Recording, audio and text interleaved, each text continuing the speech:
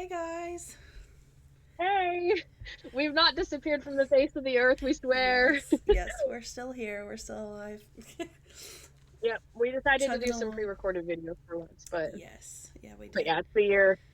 We've just gotten so busy. Like Yeah. November, December has just been crazy months for us. So Oh yeah. So, oh no, this is the one. So, that's what. do we want to start off with telling what our original goal was, and then what we're ending with? Yeah, we can do that. And just all in fairness, all technicalities count. So just Okay, you know, end of day total technicality.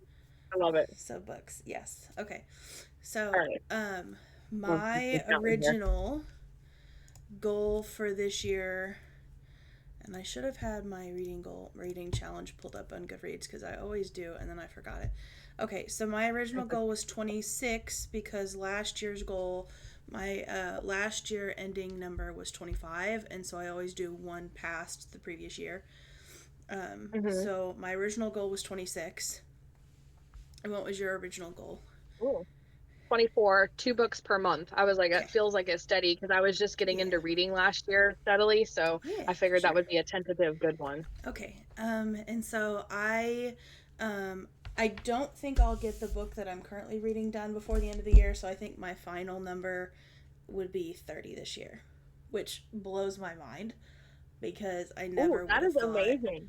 I never would have thought I would have read 30 books this year. And I think for Yeah. me, it was just a matter of not over analyzing how many I was reading each month. I find a book I'm enjoying, I read it, and move on to the next one. That was like, for me, Hmm. if I turn it into a have to thing, I lose joy in it, if that makes Hmm. sense. So I, I'm wondering if that's my book, like what's caused my book slump because it became about, oh, I have to do 2 books in November. I have to do mm-hmm. 2 books in December. I have to keep on my reading streak this whole Yeah, year, which means I was reading every day. So yeah, that I like that you didn't do that. And you like it was just like for fun, you read at 30 books. So was mm-hmm. it 30 even, you said? And yeah, and I balanced out Cool. like about half of them I would jump back and forth between because I'm constantly busy doing stuff like whether it's school or cooking dinner or cleaning on Sundays, and it's Hmm. like any kind of free time I had, like outside of like, because there's times where I just want to play games and stuff, but like if I was Hmm. making I bread get or that. cooking dinner, I would have the audiobook playing, and then if I Hmm. had like a free evening, I would sit down and I would read the physical book. So it was like jumping in between the two, and I That find seems like I it helps a really lot, I enjoy wonder. that. Yeah. Hmm. That's really cool. Well, my final official count on Goodreads and Fable is 27. My goal was 24. So a Sweet. lot of those was it counted each of the short stories in the Assassin's Blade. They're published separately, so it's like Assassin and the Pirate Lord and all those ones. Yeah. I also read 4 of my books that are not published yet. And then I read the Bible, which does count. So I read the Bible through in a year, which twice. I did Sweet. it twice. I was like, oh my gosh, that's a lot. But so those 5 extra ones. So if you add that all together, it's 32. But if you don't count the Bible and the unpublished books, it's 27. So, There you go. That's yep, awesome. including all the short stories and stuff. I've not read anything in December though. So, um, but I've been jumping back and forth. I've been book hopping as I like to say. So, but Yeah, I've been that's playing more okay. video games than and in my little bit of free time, I'm like playing That's what I've been games. doing on So, break. Here on break, mhm, I've been neck deep in Fallout at the moment. that's cool. Yeah.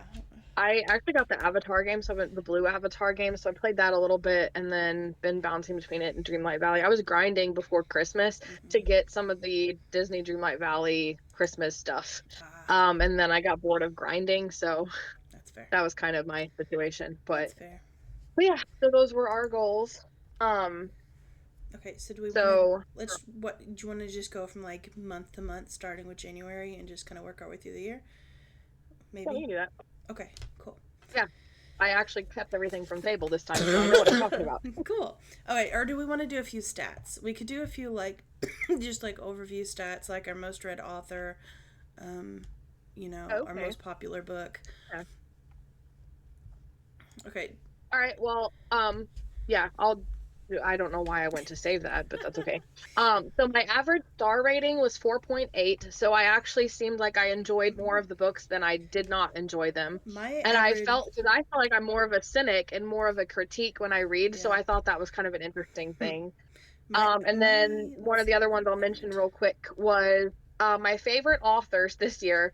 Clearly, Sarah J. Maas, if you're going just by book number. Yeah. I've read 12 books of hers this year. And then next up is Carissa Broadbent at 3, and then Callie Hart, H.A. Pruitt, and Rebecca Yarros all have 2. So I thought it was cool Sweet. that my author friend and editor, H.A. Pruitt, is like up there with Yeah. the big Cool. and famous people. So Cool. Cool. yeah, but yeah. What about Okay. you? Give us some stats. My average rating was 4.6. Oh, Um, okay. let's Cool. see.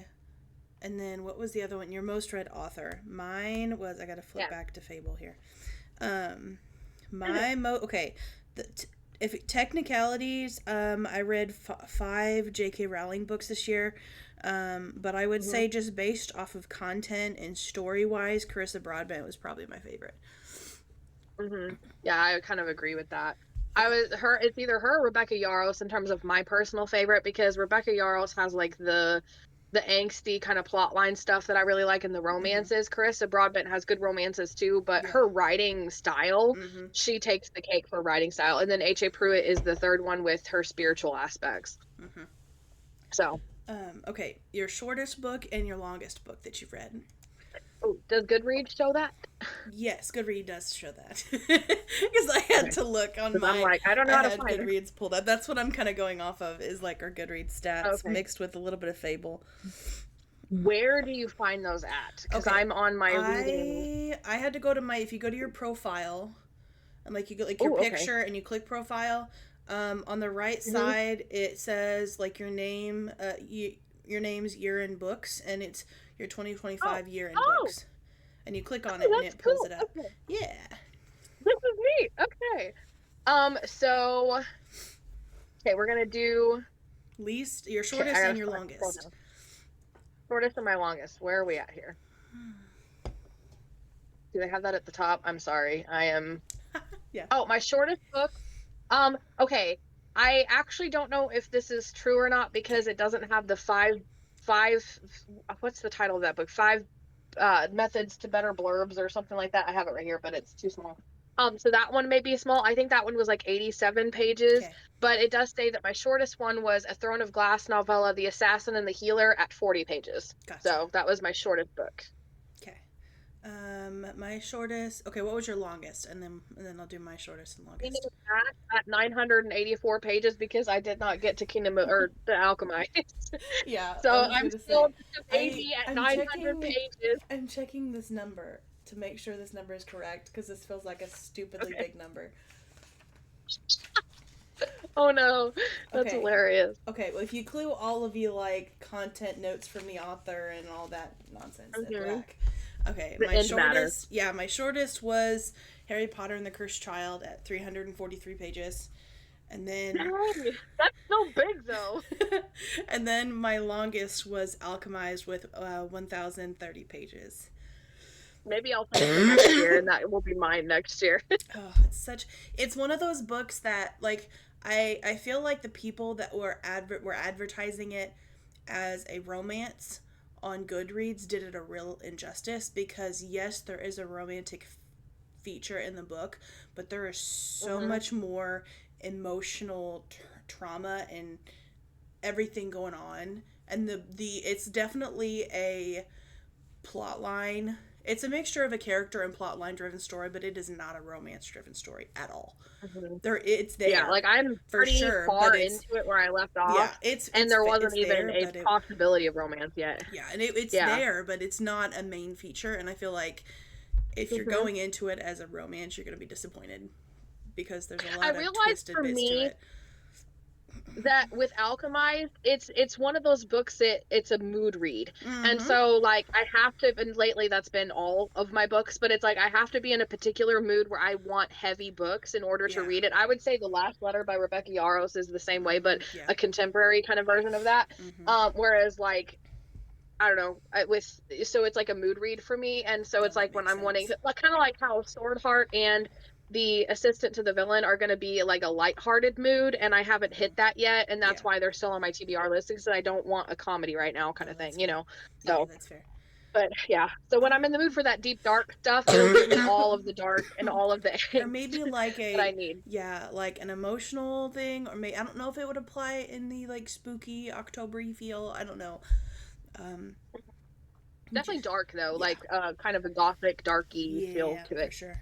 Um, all right, so some more stats. Average book length in 2025 for me was 430 pages, so that Mine, feels pretty average. yeah, I was in mine felt pretty average too. 562. Oh, okay, yeah, that seems reasonable. Interesting enough, out of all of the books that I've read, because we've read some pretty Mm-hmm. popular releases this year, because we had Onyx Storm and we had Yeah, Brimstone, we had Sunrise on the Reaping. The most shelved for me was Crown of Midnight. really. Yes, How many and then the people had least. shelved it? What is this number? 2,825,290. That's a lot. That's a Crown of lot. Midnight. Yeah. Out of all of the Out of books, Crown all of of Midnight. like why is it that one? And then my least shelved was Water Falling by H.A. Pruitt, so shout out to that one. Sweet. Kind of sad it's the least one, but it gets a Aw. stat and it But gets it's like, something on there, yeah, so that's there. I happy. like it. Okay, my most shelved one was The Hunger Games at like almost 13 million. It's Whoa. like 12, That 12 beats out Count of million. Midnight. Yeah, it's 12,900,629. People have shelved the A book. lot. My least shelved Wow. was I made the point of putting the anniversary edition of Star Wars Episode 3. I made sure to find that exact version so that way Oh, the okay. percentages would match up. And that one was considered to me my least shelved, with only 45 people have it shelved. What the heck? But Well, again, it's not I the guess not a original lot of people have. copy, so the original copy probably had a lot more. This was like it had it labeled as like the UK edition or whatever of thing, but it was Oh, like right. So the not a lot of copy, the people have it version that yet. I had. Yeah, so but I would say Yeah. probably other than that, probably the least shelved would probably be Awakening Fire, the ARC. It was an ARC copy when I read it in March. It's in Oh, by an okay. indie author. That one would probably be my least shelved out of That them. makes sense. Okay, so do we want to That's start off? so the anniversary. Sorry, Sorry, go ahead. I'm gonna be coughing on and on, so just ignore me. You're good. Okay. Yep. What about from in Fable? What's your most read genre? It says, okay, I have this stat somewhere. I sent all of the screenshots. Um, where does it say this? Apparently I didn't get the correct screenshot, but I remember reading it. It said romance actually Hmm. was my main genre Really? rather than fan. It just overtook fantasy, I Huh. believe. Cool. So, That's cool. Yeah, yeah. 21 Yes, of the books. romance. 21, yeah, 21 books in romance and then 18 in fantasy. Huh. So, Yeah, my main one was 21 in fantasy and only 12 in romance. I had wow. several young adults. I had 10 young adult, 7 fiction, and 5 sci-fi.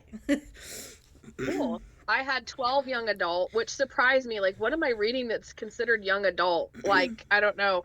And then 3 fiction and 3 short stories. So, Hmm, there you go. yeah, Okay. which All is right. weird because there were 5, but in the Assassin's Blade, but maybe they all don't count as short stories, I guess. Okay. So we'll start in January and we'll work our way through. So we'll start with the number of books that we read in January, and then just kind of for me, okay, I'm gonna be honest. Joanna put in the extra effort and got all of the books that she read. I was lazy and did not. So I am just going to talk You're about them. totally Cher's fine. going to hold hers up and show hers. So you get all the fancy schmancy book covers on her side. So, Yeah. but I'm mainly Okay. I'm going to talk about Yeah, something you that can go stood first. out for me. Um, that kind of thing. So, Yeah. all right, Okay. So, you want to start? January. Yeah, either way. I'll like how about like I'll yeah. However we do that. Okay, so I read 2 books in January. Um, Harry Potter and the Goblet of Fire, which I believe is that book 4, maybe. Sounds about right. Yeah, But it's not like I know the series that well. yeah, I think it's 4, but my Goodread list is not in order. So, and then Songbird in the Heart of Stone. was my second read in January, and I only had two. Okay, that's cool. So for my January, my first one was Ashes and the Star-Cursed King by Carissa Broadbent, which is book Good one, 2 good in the one. Cosmic Action series.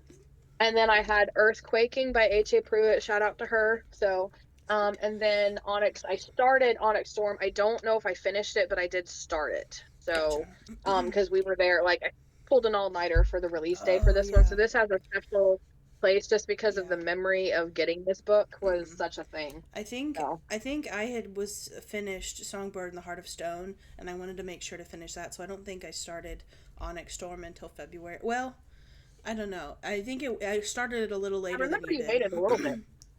Yeah. Okay, so main thing I remember from Goblet of Fire, there are certain parts like I knew that so just in case you're wondering, this whole video is going to be spoiler alerts for books and stuff. So just fair warning Yeah, for that. yeah. You've been warned. So I've seen clips of the different Harry Potter movies, but I've never actually went through and watched all of them. And I've seen like the first three movies, two or three movies, and I have them all on DVD. I just haven't watched them.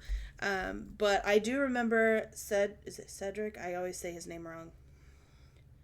Yeah, I thought it was Cedric. Cedric. Okay, I do know what happened. I knew what happened to him, but when I was reading the book, the emotion, like the ghosts of his parents and all these people that Voldemort had killed, in that moment when Harry's kind of like when he's like battling, like trying to kill Harry, and the ghosts come out of his wand and kind of protect him for that moment so he can get away, like Mm-hmm. that, that was probably the most significant part of that book that I remember, because I didn't know details. I knew the shocking bits, but I didn't know the details of it, and that was probably, of all the Mm-hmm. Harry Potter books, that was probably my favorite parts of those details that I didn't know about. Mm-hmm. So yeah, That's cool that like it stands out in your it memory was because for me like, that's kind of like a yeah, lot of what's I've based on is like what can I remember because anything else yeah, I just forgot, that yeah, kind of thing. yeah. So, Songbird and the Heart of Stone, I just loved the journey. I loved the adventure of it. Like they were traveling. The hmm ending, I thought I had in my head what I thought was going to happen, and it acted like that was what she was going to do. Like I thought that she was going to end up betraying him, and hmm then not betraying him at this, like, and like I forget, like I had something in my head for how it was going to ending, but then the ending where hmm she ends up getting killed was not on my, like, yeah. And then radar he gets at captured all. by the gods. I was Yes, like, and he I was glad I absorbs had the some next book type of, like, because yeah, and that's where I'm like, I was not expecting that twist. So that yeah, was surprising for sure. Okay, your yeah. thoughts for your Okay, books. so Excuse me. um I have the memory of a goldfish, so we'll see what I can remember and what I don't remember. But Ashes and the Star-Cursed King, I remember this was back to Rain and Araya. I had trouble remembering their names Brandon Gray. yesterday, but I got Yeah. it. I remember now. Mm-hmm. And I remember like we kind of similar to the other one. The ending of this one surprised me because Rain was fighting that big guy and he almost Oh. dies, and it was just like Mm-hmm. Naxia comes to kind of help out. So for me, Uh huh. again, the ending is what I remember and what stands out. Mm-hmm. And I remember now I'm talking about it, so it's getting back in my head. Yeah. Um, where the relationship ended up at the end of book one, I was like, how is she Yeah. ever going to Yeah. forgive him for murdering her father? Yeah. Like, Yeah. I didn't think that there was a way for them to happily become together Mm-hmm. again. So I was like, Yeah. their Me too. relationship dynamic was a big one for me in this one. Oh yeah, for sure. And then we've got um Earthquaking by H.A. Pruitt. So I don't remember the details of the journey on this one because they've been on a journey for like 3 books now, Mm-hmm. and Water Falling stands out in my head because I just read that one more recently. But I remember this one had a lot of really good spiritual lessons and Sweet. quotes that just really hit me hard, and that's why I like annotated this one. Mm-hmm. And so those are the ones that like stand out to me. I do remember I thought it was kind of an interesting ending in this book, and so I remember wanting to read Water Falling afterward because of the ending. I wish I could remember more details, but No, it's all so that's that one. And then starting Onyx Storm. I remember that I enjoyed it more than most people. Some people were complaining about the island hopping kind of in the middle, but for me, I loved the creative world building. And I liked that she took more time to build their emotional relationship, because they needed it. And then the ending was just like, Yeah. I remember Steven in one of his parts of the review, he was like, it's not a cliffhanger, it's a cliff dangle. You're dangling there and you have no idea what's going on Yeah. because it's like in the middle of a paragraph and you're kind of like expecting to reading at least a Yeah. little bit, but it's like, no, that's it. That's it. That's the way it ends. Oh And yeah. so the cliffhanger on this one was the big All right. no. So in February, I'm um, February. let's see. I had two reads. So Onyx Storm was my first read, and then the first Crescent City book. Let me look at the name because it's gonna bug me if I don't remember. Um, Okay. Crescent City. That's book two. Where's book one? I'm going to get Crown of Midnight out from underneath all of these Throne of Glass books. Is I may have a big mess here. Okay, Don't fall, so don't fall, don't fall, um, don't fall. Crescent City House of Earth and Blood was the second book of I read of February. So for me Onyx Storm, um I appreciated how the main thing that stood out for me, one was like the adventuring, like the going to find, you know, that journey to find Mm-hmm. something. I appreciated that because it felt like we were moving around. It felt like it had more movement than the past ones, because the Mm-hmm. past one, like the past couple books, just felt like we were in one area or in another area. Mm-hmm. Like The War we College. were Yeah. like we were introduced to his kingdom. um you know, we got little like sorry, we got little Okay. like sprinkling of like things. I know for me, I had really kind of mixed. Okay, I wasn't super like, oh my gosh, like upset and devastated by the ending on it, because I'm just not that kind of person. Like, I just wasn't like, why didn't we get the wedding? I'm so devastated. Like, it didn't really bother me too Yeah, I much. didn't feel that either. I was very kind of like, didn't know how to feel about the ending of Onyx Storm, because I went into it hoping for answers to it. Like, I had a lot of questions in my head, and I was wanting at least like one or two of them hinted at, and there was a lot of the questions that I had in my head that weren't even hinted at. So I think I was just, my headspace was going in the wrong direction going into it. And so like 90% of the, pretty much all the questions that I had weren't answered. And I was Yeah. just kind of like, I know, like, and again, it's book three of like is it five or six books? I forget how I many, don't remember. but it's the middle book of a series, so you're not going to get every question answered, and I understand that.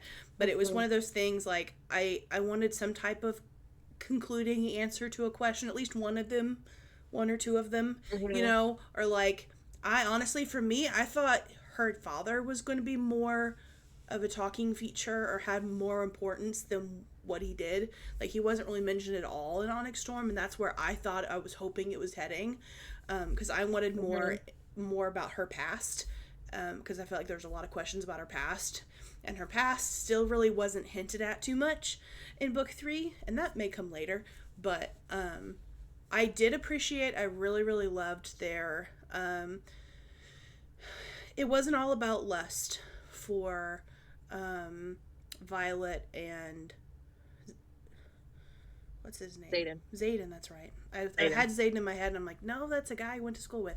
And then that's the different, that's Zayden. And I'm That's like, funny. nope, that's like too many Z's. Anyway, Too many does. I love yeah, that. okay, so that was my kind of thoughts on Onyx Storm. Crescent, oh, did I skip something? I feel like I skipped something. Um, Did you? I don't know. Okay, out of the three Crescent City books, book one is probably my favorite, I think. Okay. Um, So did you read book one this month or February? February. Yes, I read book one in February.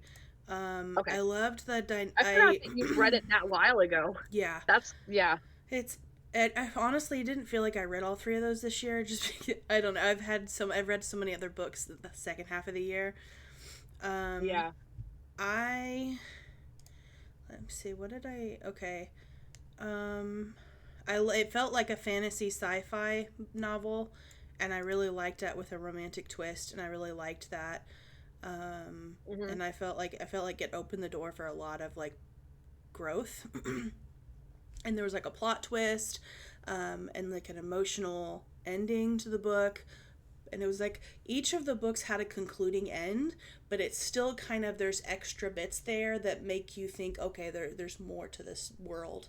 And that's what I really liked about this one, is that it had a concluding ending, but there was like, okay, the epilogue left questions for more, like what's going to happen Mm-hmm. next, like there's a lot of Cool. unanswered questions, so Mm-hmm. I Feels like a good balance. yeah. All right. So for mine, one more comment about Onyx Storm though that I remembered and forgot when you were talking was I really liked meeting Zayden's mom. Like that little Ooh, yes. Yeah. backstory. I think it was his mom, and getting that was really cool. Yeah. Okay, so for me, for February, I read Gate to Kagoshima by my author friend Poppy Karaoke. And can I just say how gorgeous this cover? Like Yes. I still just look at this book and the cover is just gorgeous. Mm-hmm. And then I read Quicksilver by Callie Hart, the OG cover version. I'm pretty proud of. Although I love the new version you got me. I forgot that I had that on my shelf. And then Crown of Midnight by Sarah J. Maas. So Gate to Kagoshima was interesting. I feel like I was coming off of the withdrawal from, for me personally, from Onyx Storm, and going into a historical romance that's a kind of a different genre than what I'm used to is probably not the best idea. So it kind of like, it didn't really warp my enjoyment of it, but I think I would have enjoyed it a lot Yeah. more if I hadn't been coming off of the withdrawal, like wanting Yeah. Onyx Storm.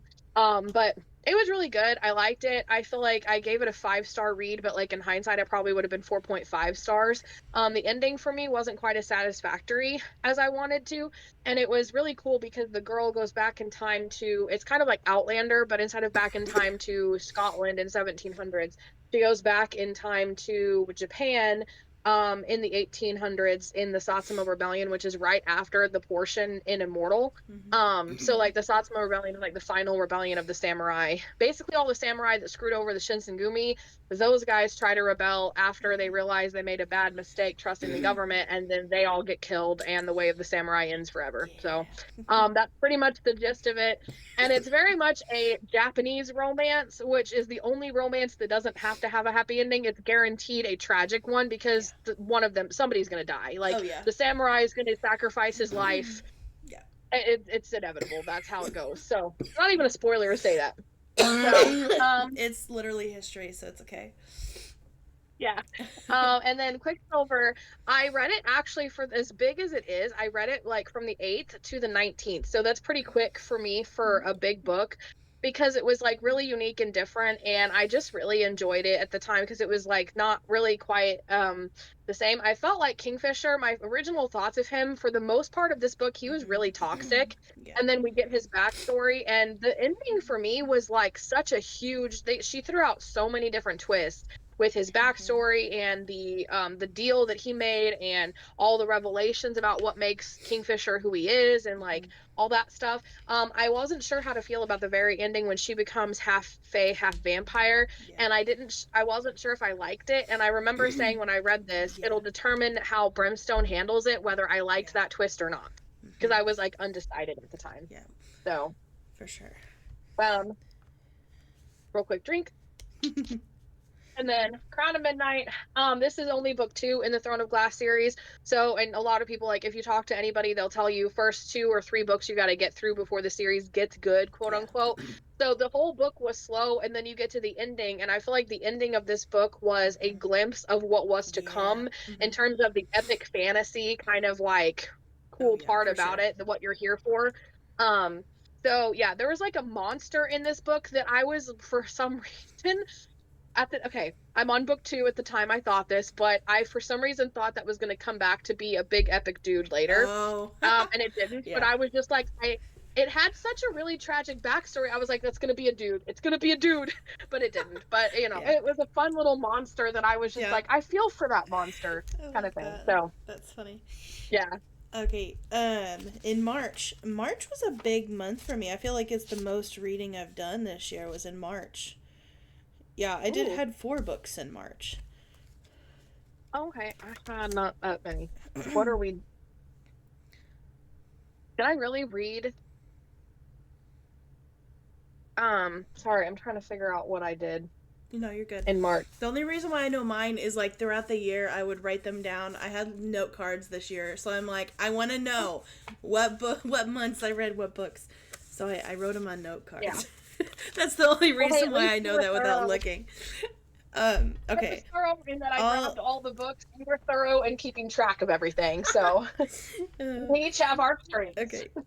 So the first book I read was the art copy of Awakening Fire. I remember being super excited. I remember being super excited for this, just because it was like the first kind of the author. She was asking for ARC readers on TikTok, and I filled out the form, and she'd sent me the stuff, and it was like really cool. And and I remember like reading it and thinking that there's like some areas for improvement. Like there's a few little areas for improvement, but I thought it was a really good establishing story for a world, and there was a lot of areas where she could like take it and grow on it and expand on it. So it had a lot of potential. So that's the main thing I remember for that one. Harry Potter and Jurassic Park was the next one, I believe. It was either Jurassic Park you read or Harry that Potter. Year too. That one was honestly it's a lot. The main thing that surprised me is that literally the owner dies in the first book. Like the old man that keeps showing up in all the movies, like the earlier movies. Yeah, he dies in book 1. Mm-hmm. That's crazy. I know. And there was like other characters, like it was just a lot more, it was way more intense. They definitely family friendly-fied it for the movies. Mm-hmm. Yeah, and it was just like, That's it was so kind cool. of, it was like suspense, but it wasn't like, I don't know. Maybe I'm just not as freaked out from suspense when I read books compared to when I watch movies. Maybe that's what this is. Because you thought Alchemist was really intense, and for me, I'm just like, oh, it is what it is. And like, so maybe it's just, bodies, I'm not... There's, guys with, like, decayed stuff all over them. There's, like, and I'm like, maybe... out, man. Maybe I'm just not, like, phased as much, and that's probably part of it, because there was a lot of blood, there was a lot of gore, there was a lot of death, because it's Jurassic Park, dinosaurs. Yeah, people trying to bring dinosaurs back to life, and it's like, those animals are extinct for a reason. Anyway, that one, and I liked it. I honestly, it was easier to read than what I thought, because I started reading it when I was in high school, and I just could not, the science was overwhelming. But coming back at it and rereading it now, like actually reading it as an adult now, it was like a lot easier to read, which honestly gave me a big confidence boost, because I'm like, oh, cool. I was about to say, that feels good. Yeah, it was really cool. Yay. Okay, I'm happy for you. Let's see. Harry Potter and the Order of the Phoenix. I remember getting really emotional with this book, purely because I think Harry was very emotional. This was also, I knew that Sirius Black was going to die. I just didn't know it was going to happen in this book. I thought it was going to happen later in the series. And so when he, when he dies, and then like the adults finally address his aunt and uncle, and like indirectly address the fact that they're not nice to him at the end, and the fact that everyone's calling him a liar throughout the entire book, and he's really frustrated and upset, and he's having these dreams where he's in Voldemort's head, and he's like second guessing whether he's actually like good or not. Like, it was just very emotional book. I felt like it was very emotional. He's gone through a lot in that book. Like, he went through a lot in it, And then, speaking of going through it, my last read for March was Sunrise on the Reaping, which was emotional devastation for all. It's just, and I honestly, there was a memes going around TikTok where people were saying that Sarah J. Maas saw all of the thirst trap edits for President Snow and was like, you know what? You guys need to be reminded who the real bad guy is here. And wrote Sunrise on the Reaping. And I just like, officially, Suzanne Collins, we all apologize. The community as a whole apologizes for the fact that a certain group of individuals was thirsting over the actor of Snow, who will not be acknowledged. But I know. In our defense, you should. There's no loving him after this. In certain people's defense, you shouldn't have hired such a good-looking actor. So yeah, their blame can be. We can shove a little bit of the blame around for all of us, you know? It just works. Yeah, just like Um, eat that blame dinner. I remember for like the book, honestly, like getting Haymitch's story makes his interactions with Katniss that much more impactful. And like the ending when they come back, when he's talking about them later, it's so emotional at the ending because it's not really like happy, but it's like a very bittersweet emotion, like a very just emotion. I don't know how to like pinpoint what emotion I was feeling. It was just thick. And yeah, Yeah, it was I intense. totally agree. All right. Um, Your March reads. My March was slow. So I finished Crown of Midnight in March, apparently. Okay. I didn't know that. I'm just going by the pictures here, but I finished it. I've already talked about that one. Yeah, it's good. This is when I started The Songbird and the Heart of Stone. Apparently, I didn't realize I'd read this for so many days, but I read it from the 19th to the 26th. So there's a whole week where it's just, I was like, why is that here? And then I put it down. And then so the only book I actually technically finished in this month was Sunrise on the Reaping, Oh, which, like you said, is emotional devastation in a ball. okay. I remember being nervous because I was like, I know I don't read teenagers very Oh, well, I do remember and that I too. was worried I wouldn't like it. And I was like, I really want to like this book. Yeah. And I had no problems because Yeah. it just, like, And I everything that he goes through, everything that happened to him, it was just like so devastating, like you well said. It was just like, and it has and something has to be said about Suzanne Collins because for people like you who struggle to read books that are come from young adult or kids perspectives, like that universe is so traumatic and traumatizing and just screwed up that these kids, when she's writing them, even they just are written like adults. Like you can't they have tell, to grow up so you know, fast. like except when like characters like Rue or Prim who are written to be young and are written in such a way that adds that more emotional effect. But it's like Katniss, who essentially was a second mother to her sister because her mom was like comatose and just checked out. And it's like, Mhm. you know, and Haymitch, who, you know, kind of takes up that role and steps A into a provider. position. Yes. And it's like she really does a great job of writing young adults or kids in those rough situations and showing that mental maturity, that early mental maturity that isn't realistic for young kid. You know what I'm saying? Like a Yeah, healthy, and also for me, I safe young loved kid. seeing the difference between the original games that we knew with like Hunger Games and like Mm-hmm. this is earlier. So Oh seeing yeah. how that Yeah. things had changed. And then the ending, I didn't expect it to like it didn't like drag on. That's what I'm trying to Mm-hmm. say. But like No, yeah, the that makes ending went sense. beyond the games longer than what I expected. Yeah. And I'm not like this quote has stuck with me through all of the books that I've read this year. Mm-hmm. There's a line in this book Okay. and it says, no greater suck up exists in the history of the games. No humiliation is beneath me. I will bear anything to keep my loved ones alive. Yeah. And I'm like, that line destroyed me. I Mm-hmm. bawled like a baby. Oh yeah. And it's one of my favorite quotes of the whole year because it's just devastating what he does at the end to like protect his family and like all that he goes through. And like you said, filling in what we now know, you can't read or Mm-hmm. look at Haymitch the same way Oh because you yeah. know everything that he's gone through. Yes. Also, that one kid's death, I can't remember his Oh, name. I think it's B. Was it? I can't it's remember. BD's The son, guy's right? his son. Yeah. His death Oh my God. destroyed me. Yes. I felt it was more It was gruesome than intense. Rue. Like And Rue was then emotional, but like his and was just just the awful. the gut wrenching realization of what happens to Lenore Dove. It was Lenore Dove, right? Was his girl, Yes, right? Like yes, the gut wrenching, like literally my stomach dropped when I realized I when it know. connected to me what was happening, and I'm like, oh Hmm. no, and it was like. I think for me, the It was, times when I get the most emotional is when I realize that one, if that character would have changed one decision, that disaster wouldn't have happened. You know, like if they would have yeah. just done this, Hmm. it wouldn't have ended that way. And I feel like for me, that's where I get the most emotional because I'm like, oh my gosh, like you know, it almost Yeah. didn't have to be that It's way. the tragedy, like the true tragedy of an aspect Oh where yeah. there's nothing like one little thing could have made it go so differently, and it's Oh just like it's yes, for awful. sure. Um. Oh, Okay. okay. Let's April. see. I have 3 books in. Okay, for my April was literally just the other books in the Hunger Games series, the main 3.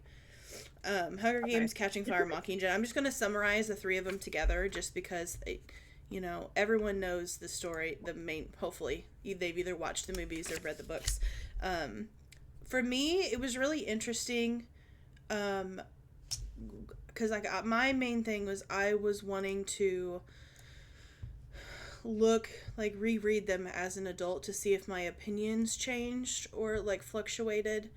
And Hmm. so I just I don't know. For me, honestly, reading through the books, it it was one realizing that Katniss is a very inconsistent narrator.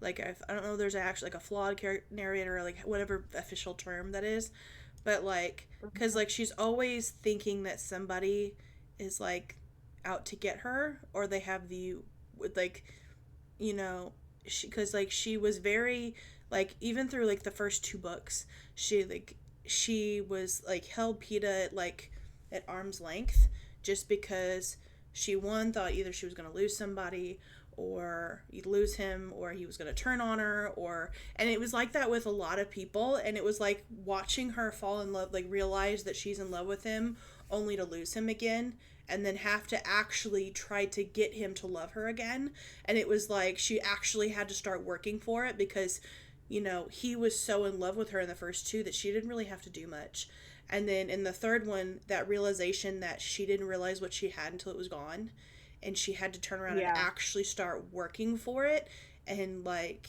trying whereas she wasn't like she was trying but she wasn't like putting a lot into the relationship and that's very evident with her thoughts is that she wasn't really putting a lot of effort into it.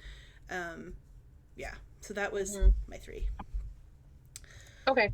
I didn't read much in this book. Technically, I guess I keep doing this. I finished Sunrise on the Reaping in April. Like the last few days was Yeah. when I finished it. And then I tried to read The Hunger Games and then I stopped and didn't finish it and tried a few other books that just didn't click with me.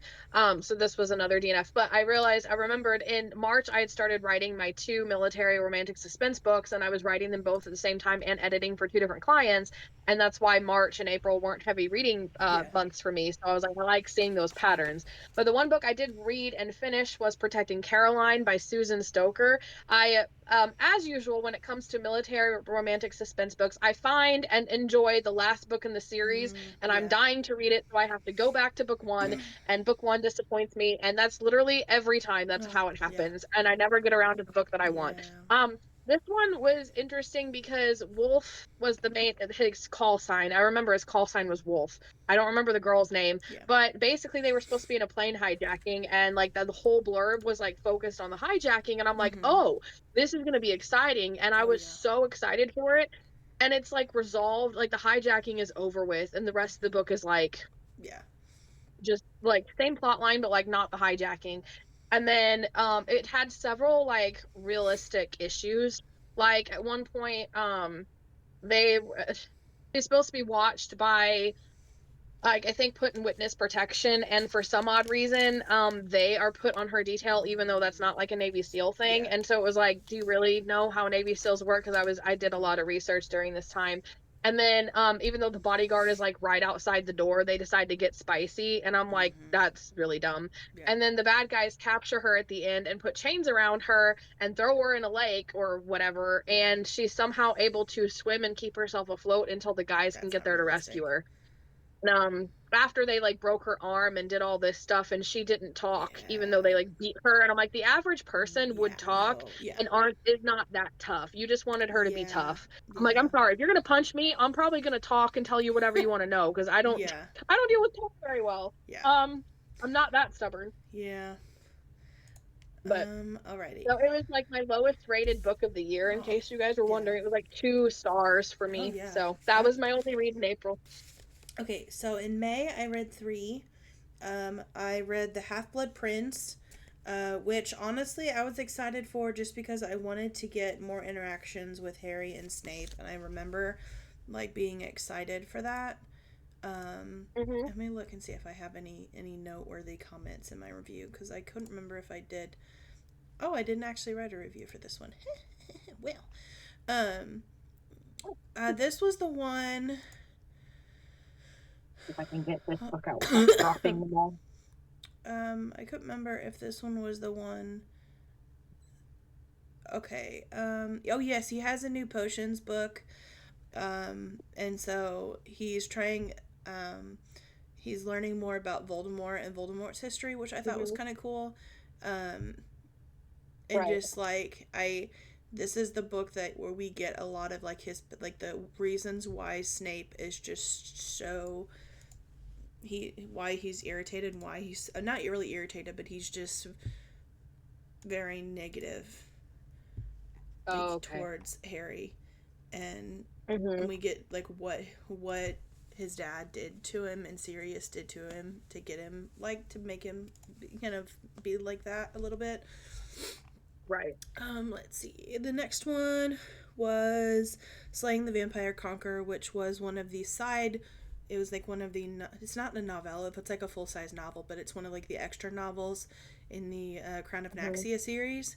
And this one was like really cool because it was like um, she. It kind of reminded me a little bit of Aelin, but a more religious-y vibe. And she was Oh, supposed okay. to kill him, and she ends up falling in love with him, kind of thing. And then they end up going on this Right. journey, and there's like a twist at the end, which was really cool. Um, and it's like the main thing I like about these side books, it was like 2.5, is because for this one in particular, the event is mentioned in the main two books, the second duology of the series. Yeah. The events of this book are mentioned in those books briefly. More so in the second one, I think, but they are mentioned a little Yeah, I bit think at it was in least. Falling the Kiss of Dusk when they came in, I think. Yeah, and so that was like I just enjoyed reading those. And then the last one for this month was The Courting of Bristol Keats. I remember really liking it up until the end when the main female character did like a personality shift and she was very demanding and was like, Yeah. and I'm just like, what the heck? And it was just threw me Mhm. off and I'm just like, oh, I don't like this. And it was disappointing. So I give it a 4 stars. Remember what did I say? Okay. It's I still said, pretty good okay, though, I give it a considering. 3 point. Okay. I think on Fable I give it a 3.5 because on Goodreads I rounded it to a 4. Yeah, Um, that makes sense. let's see. I don't remember if I said up until the last 20 chapters. I loved how her growth progression was slow. She wasn't overpowered. And it said, let's see, okay, yeah, but it's just she got very like she I don't know, she was just very demanding and just kind of like bossy and just snappy and her whole personality shifted in the last chunk of the book and I'm like I don't like this at all. It was Mm, kind of I can disappointing. understand that. And I honestly don't know if I would read the next book in that series. I don't think I will. Like, that's one of those books that I'm like, Okay. I'm okay not Mm, reading it. Like, wow. yeah. That makes sense. That's kind of what happened with me in Protecting It Caroline. had a So, good setup. Like, I was enjoying it. It was like one of those portal fantasy type books. And I had a good setup. Because I liked the Cruel mhm. Prince series, and that was another one of those portal fantasy kind of books. But I'm just like, no. Okay, your May. My April or May, my May, my May. So, at the end of April, I started the first story in the Assassin of the Blade, and I continued reading it, and I finished it by the 9th of May. The whole collection. So, and each of those I read and reviewed separately, but overall as a whole, I really enjoyed it. And for me, this changed the series for me. And you can notice that after this, I just binged the rest of the series one after the Mm-hmm. other. So this kind of changed my perspective on it. It really changed my perspective of Selena. Mm-hmm. And I actually like this was the first time I really fell in love with her character because I didn't like her in the first two books. And then it gets more and more devastating and Sam and just the quote, "My name is Sam Cortland and I am not afraid." My God. Um, And the I'm okay, not over it. and I am not over it. the I lavender, the fact that the last time she saw him, she wouldn't let him use the lavender soap her good lavender soap. Yeah. And oh my I never thought god. about that. And then I think it even makes a comment about her smelling him and it was just like, oh my god. And then she gives, like, later in the series, she gives is Rowan in this novel, in this series, right? Rowan. I Yeah. have that right. Okay. Yeah. And then later in the series, she gives Rowan and let Rowan uses she lets him use the lavender soap, and I'm just like, I oh my didn't think god, of that. Oh my no. gosh. Somebody Wow. You're pointed it making it out more later. devastating. I know somebody pointed it out later, and I'm like, oh my Yeah. god, I didn't notice that. But yeah, I rest in literally peace, don't think Sam I Colton. have bawled longer. Like after the book's over, it's Oh like my I may cry, gosh, but like it's over. it was This one devastating. Oh yeah. I could still watch a reel of Oh, I some know. sadistic, monstrous Oh man my who god. decided to voice that line. Yeah, What Sam was, it's like, my name is Sam Portland, and I I know. am not afraid. And he gets weaker Oh, and weaker until he just trails off, and you're like, that's his I death know. moment. I know. I'm It's not just. okay. I think the Oh, fandom as a whole will never be over Sam Copeland. no, May it's he like we rest in never got peace. justice for Sam. May he rest in peace. So then I immediately started Air of Fire. This is when it becomes, one of my comments on this was epic fantasy at its Oh yeah. finest. And like we're jumping POVs, we get new ones. The Yes. funniest thing I remember about this book was Adian's perspective. Yeah. I pictured him like this old scraggly warrior type guy, Uh huh. and all of a sudden he gets hot, and I'm like, hold on, what? Yeah. He's hot? Like what? And so I had to look up fan art to fix my mental image of him because I was Oh. so Mm-hmm. far off based on his personality, Oh how he yeah. acted, that he was never described until the moment he comes in and he's all hot and fey, and I'm Yes. like, Yep. Adian, Okay. when did you get hot? Um, so I was like, and then we got more backstory and stuff with him. So his character like was the most shocking for me. Um, I don't know if this is when Elide and Lorcan first come in. I think it's like when you read them back to back, they all blur together. Oh yeah. So yeah, the ending. I thought I remembered this one ending in a cliffhanger, and I needed the next one. I remember Mm-hmm. the battle, and this one was really good. This is when Mm-hmm. Rowan first comes in. Yes. So this one was like one Mm-hmm. of my favorites of the series up Oh until yeah. later, but like this was my favorite. Yeah. So, Was that the and that's one all I where read. she was revealed to be Aelin Galathinius? Like, was Yeah, I that think it was her? the first time we learned about Yeah, it, I yeah. think. So, which was a nice little twist, Oh yeah. So, I need more space for books. We're just going to keep stacking and hope they don't fall on my face. That's what we're going to do. That's funny. Okay, the next one I read was Crescent City, and for June. I read two books in June. The first one I read was Crescent City Book 2. And let me see, like, significant things. Um, I may I have loved. skipped. I think I skipped June. I Yes. loved the plot twist at the end of this. Like, it's expanding again, expanding on like the world and like the powers within the universe, like the people in power, full positions. It Mm-hmm. expands on that. And there's like some major twists at the end that I'm just like, people are going places and doing things, and it was just intense. And I remember it it built up a lot of like expectation of like big things that were going to happen in the next book, and Mm-hmm. I was You were like excited. pumped for book 3. I was excited for book 3. So I put building the what do you call it, the setting for when I talk about book 3, Yeah. because yeah. So that was my first one. And I'm being vague because Joanna hasn't read that series yet, if you're wondering why I'm not Yeah. doing spoilers for those.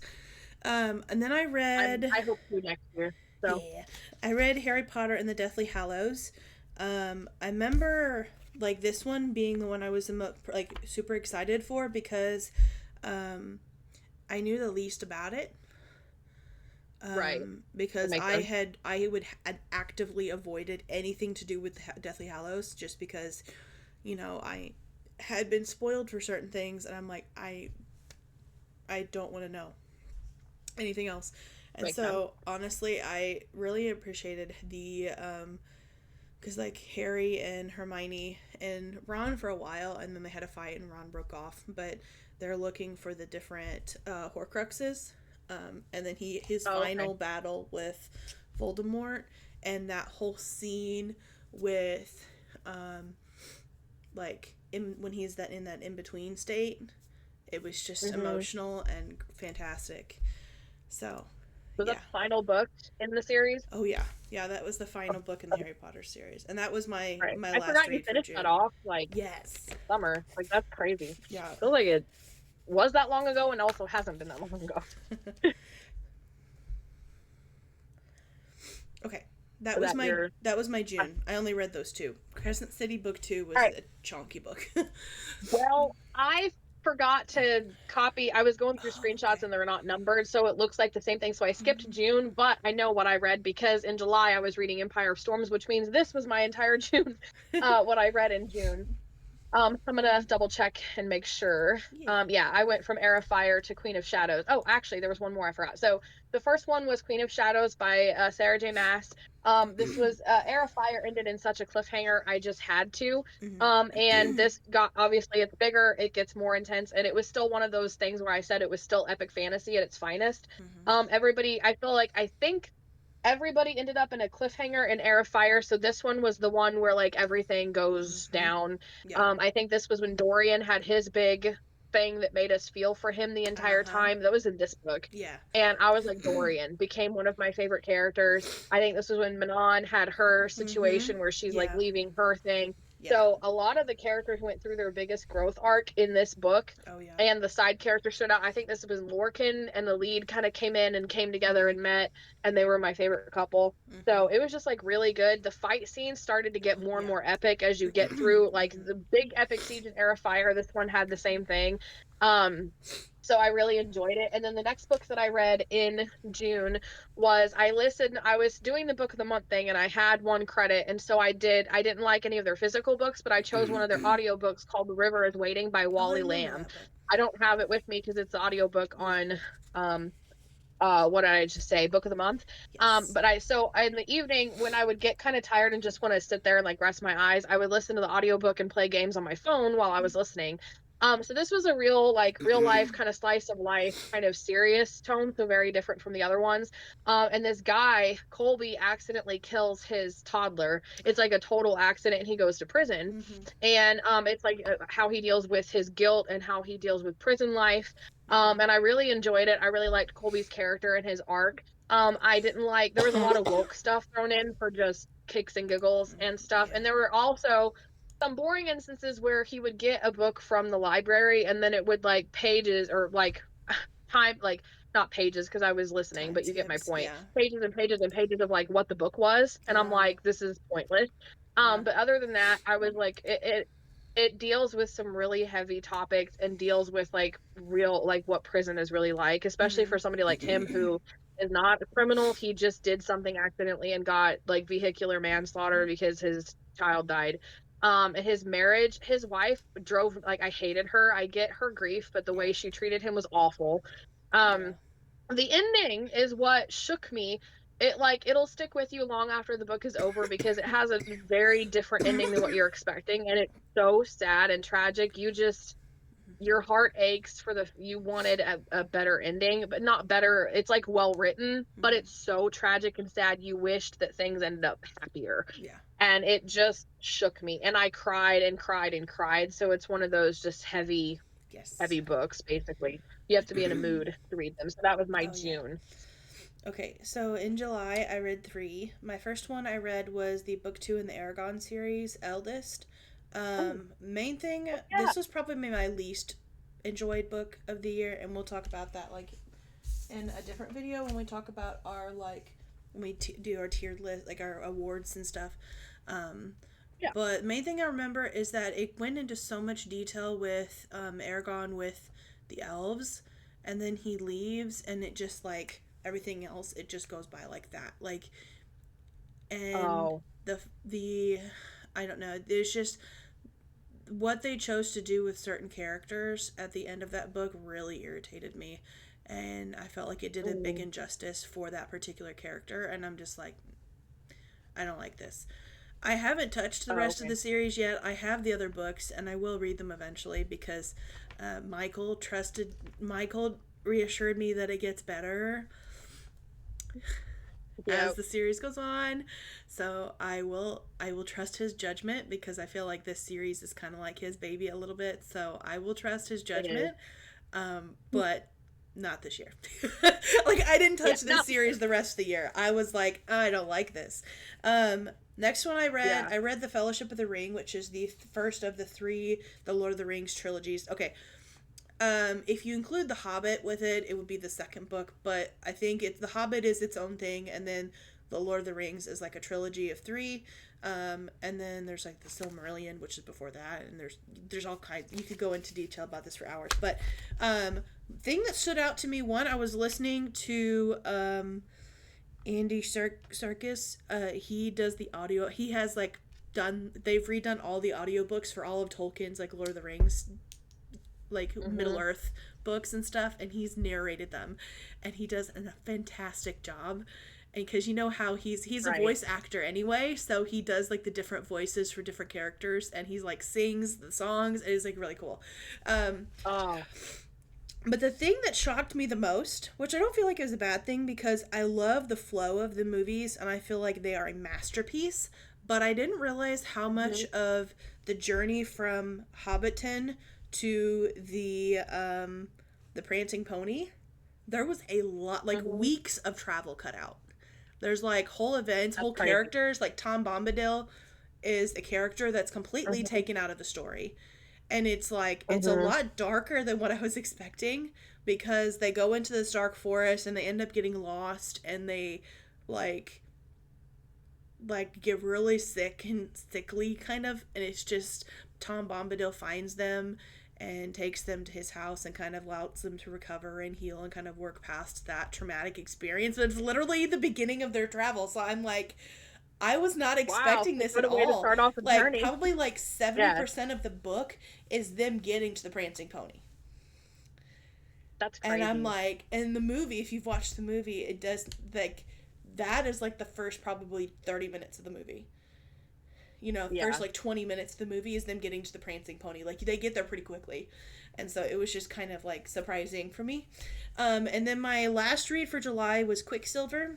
Um, I remember appreciating how it wasn't like a painful slow burn, but I appreciated how she was realistic with um like Kingfisher and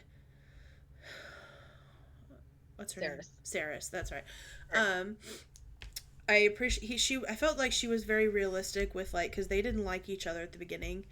Um Mm-hmm. and she was very realistic with their romance and their kind of growth, like where they slowly grow fond of each other and then they slowly like fall in love with one another. And I really appreciate like it was like a smooth Yeah. slow burn that wasn't like painful, be like there was never a moment where I'm like, okay, we need to speed this along a little bit, because there's some slow burns that I'm Mm-hmm. like are so slow that I'm like, all right, I'm getting bored of this, and I never got bored of it. I felt like she did a really good Yeah. job of like a consistent flow of growth for their characters. And honestly, Mm-hmm. the whole maze scene bit, like the whole arena style, Yeah. was very like because you know how I am with picturing scenes or like settings or like surroundings in my head. Like I can never picture Mm-hmm. characters and how they look, but I can picture like the setting and where they're at. And it was like I was picturing like fantasy coliseum with these dead, Yeah. it was like very visual. And I remember really like, okay, it was like movie in my head bit because I'm like, I can see this. And I loved that was probably my Yeah. favorite part about Quicksilver is like I can see what's going on. The ending was so good. That whole sequence, like Oh for yeah. me as an action sequence, was just so good. Oh yeah, I for remember sure. one portion we were in the car listening to it with you, and Alicia, my sister, doesn't like to read, but she was actually getting into it. And I was like, I just want to get to the part with Kingfisher and his backstory. We just need to get to that part before we separate. Yeah. I don't remember what we were doing, but Oh yeah, we were coming back from one of your yeah, that was doctor's fun. appointments and we were stuck in traffic because they were Oh yeah. repaving the highway, and they I had was like, like thank goodness traffic for backed up for traffic. miles. Yeah, yeah, it was fun. Yeah. So that was your last one for July. Yes, for July. Yeah. All right, so my July was pretty much. These two books, which I'm talking about them at the same time, but I did Empire of Storm, so you can read these in tandem because they basically the characters, for those of you who don't know, they split off, and some are in here and some are in here, so you can read them together, and there are certain chapters that like take place at the same time. Or you can read Empire of Storms first and then Tower of Dawn. That's what I did. That's what you did when you read them. So talking about Empire of Storms first, one of the things that I remember saying about this book was it does not slow down. Like it's just Mm-hmm. one crazy thing after Yeah. another, after another, after another. The only thing that did get kind of repetitive was like every time Aelin somehow manages to get them out of it Yeah. because That she's was the part just that irritated me. epic. Yeah, and so, but it's still intense. Like there were still Mm-hmm. really intense parts and stuff. And then, I would. the like I still really loved Elite and Lorcan. The side characters really stood Oh out the yeah, most. for sure. I didn't like some of the stuff at the end with Aelin and her friend and what the secrets that they kept Oh from yeah, some of the characters I felt didn't really either, and that really toxic to me. irritated me. Yeah, Yeah. And stuff. and it So was that's never kind of what I addressed later remember. either. Like she never, like Yeah. the all like Sarah J. Maas never addressed it later, and I think that's what bothered me the most. Is it was just kind of like Yeah. accepted as a thing, and it was never And really addressed. yeah, and if anything, the weird thing was like in the next book when they all come back together, if anything, the guys, one of the guys, Adian in particular, had to apologize Yeah, for it was what so he did annoying. to Lysandra, even though God, she it was was the one annoying. that should have apologized for what she did. Like It was here I very am weird. getting mad about it Um, again. That is ridiculous. Like I need to get over this I'm book. sorry. Like I'm getting pissed off again, and I'm like, oh my god, it's so annoying. Yeah. Okay, we're Right, good. it's there. Yeah. So, Tower of Dawn. I loved so then that we go to book. Kale and his journey into this place. And I've heard a lot of people don't like this one. I Like have not a two. lot, but like some Yeah. people just don't like this one. I loved it. Oh, me Oh my too. god, I was so happy to leave Aelin It and was a Lysandra change of behind. scene. And you and I like have talked about how the setting in this is so unique. It really Hmm. stands out as just this cool place, and it really felt like ancient Mongolia to me, but like Yeah. with kind of a deserty vibe. And it's just Hmm. like I loved the characters. In this one there's like a mystery, there's like the good romance that him and Irene Like a build their whodunit kind of vibe. Yeah. like yeah. Yeah. And like they build their romance off of emotions first. Yes. Kale is injured trying to get healed. We Hmm. have Nezrin and Sartog kind of falling for each other, and she gets to join the Hmm. Ruikin, which was like a cool version of like Mongolians, but imagine Mongolians on Hmm. flying beasts instead of horses. Yeah. And I didn't know who to trust out of the whole royal family. Like she really tricked me on who to believe and who not to believe, and like I didn't Hmm. know who to trust. And like it was just a really good, it still had that typical Sarah J. Maas last 100 pages is like this really Hmm. intense fight scene kind of vibe. Yeah. So I really enjoyed this, and I really, really like needed it after Empire of Storms. Oh yeah. Um, so and then I started Kingdom of Ash, but I did not finish it until next month. So I'll talk about that in my August reads. Okay. So in August, So I read three. I read Harry Potter and the Cursed Child, which was more of like it's like a screenplay. Honestly, a majority of the fandom didn't like this book because I think they were wanting a full novel. I loved this book. right. I wasn't ready to be done with this, with the world, Harry Potter world, and getting another book where we learn about their children. And I'm sorry, Scorpius is like the cutest character of all time. Like I love Scorpius. Oh, That's Draco's boy, and I'm just like I love it. oh, And okay. like the twist, I thought it was an interesting twist, and I feel like some people are like, oh, like because they go back in time using a time turner, and it's like Oh, I okay. feel like I like I time feel travel like stuff. the nitpickers of the fandom didn't like it, but it's like Right. it's like quit thinking so hard. Yeah, just enjoy it for what it is, Yeah, kind of thing. that's the pot calling the kettle black because I'm a nitpicker with Star Wars. But you know what? Quit nitpicking. Different thing. Yeah. All right. Crescent City Book 3 was probably one of Oh, a disappointment for me. Aelin, okay, she spends the entire book, Bryce. not Aelin, Bryce, I'm sorry. Yes, Bryce. Forgive me. I did not mean to talk so negative about Aelin. All right. So, Bryce does a complete personality shift.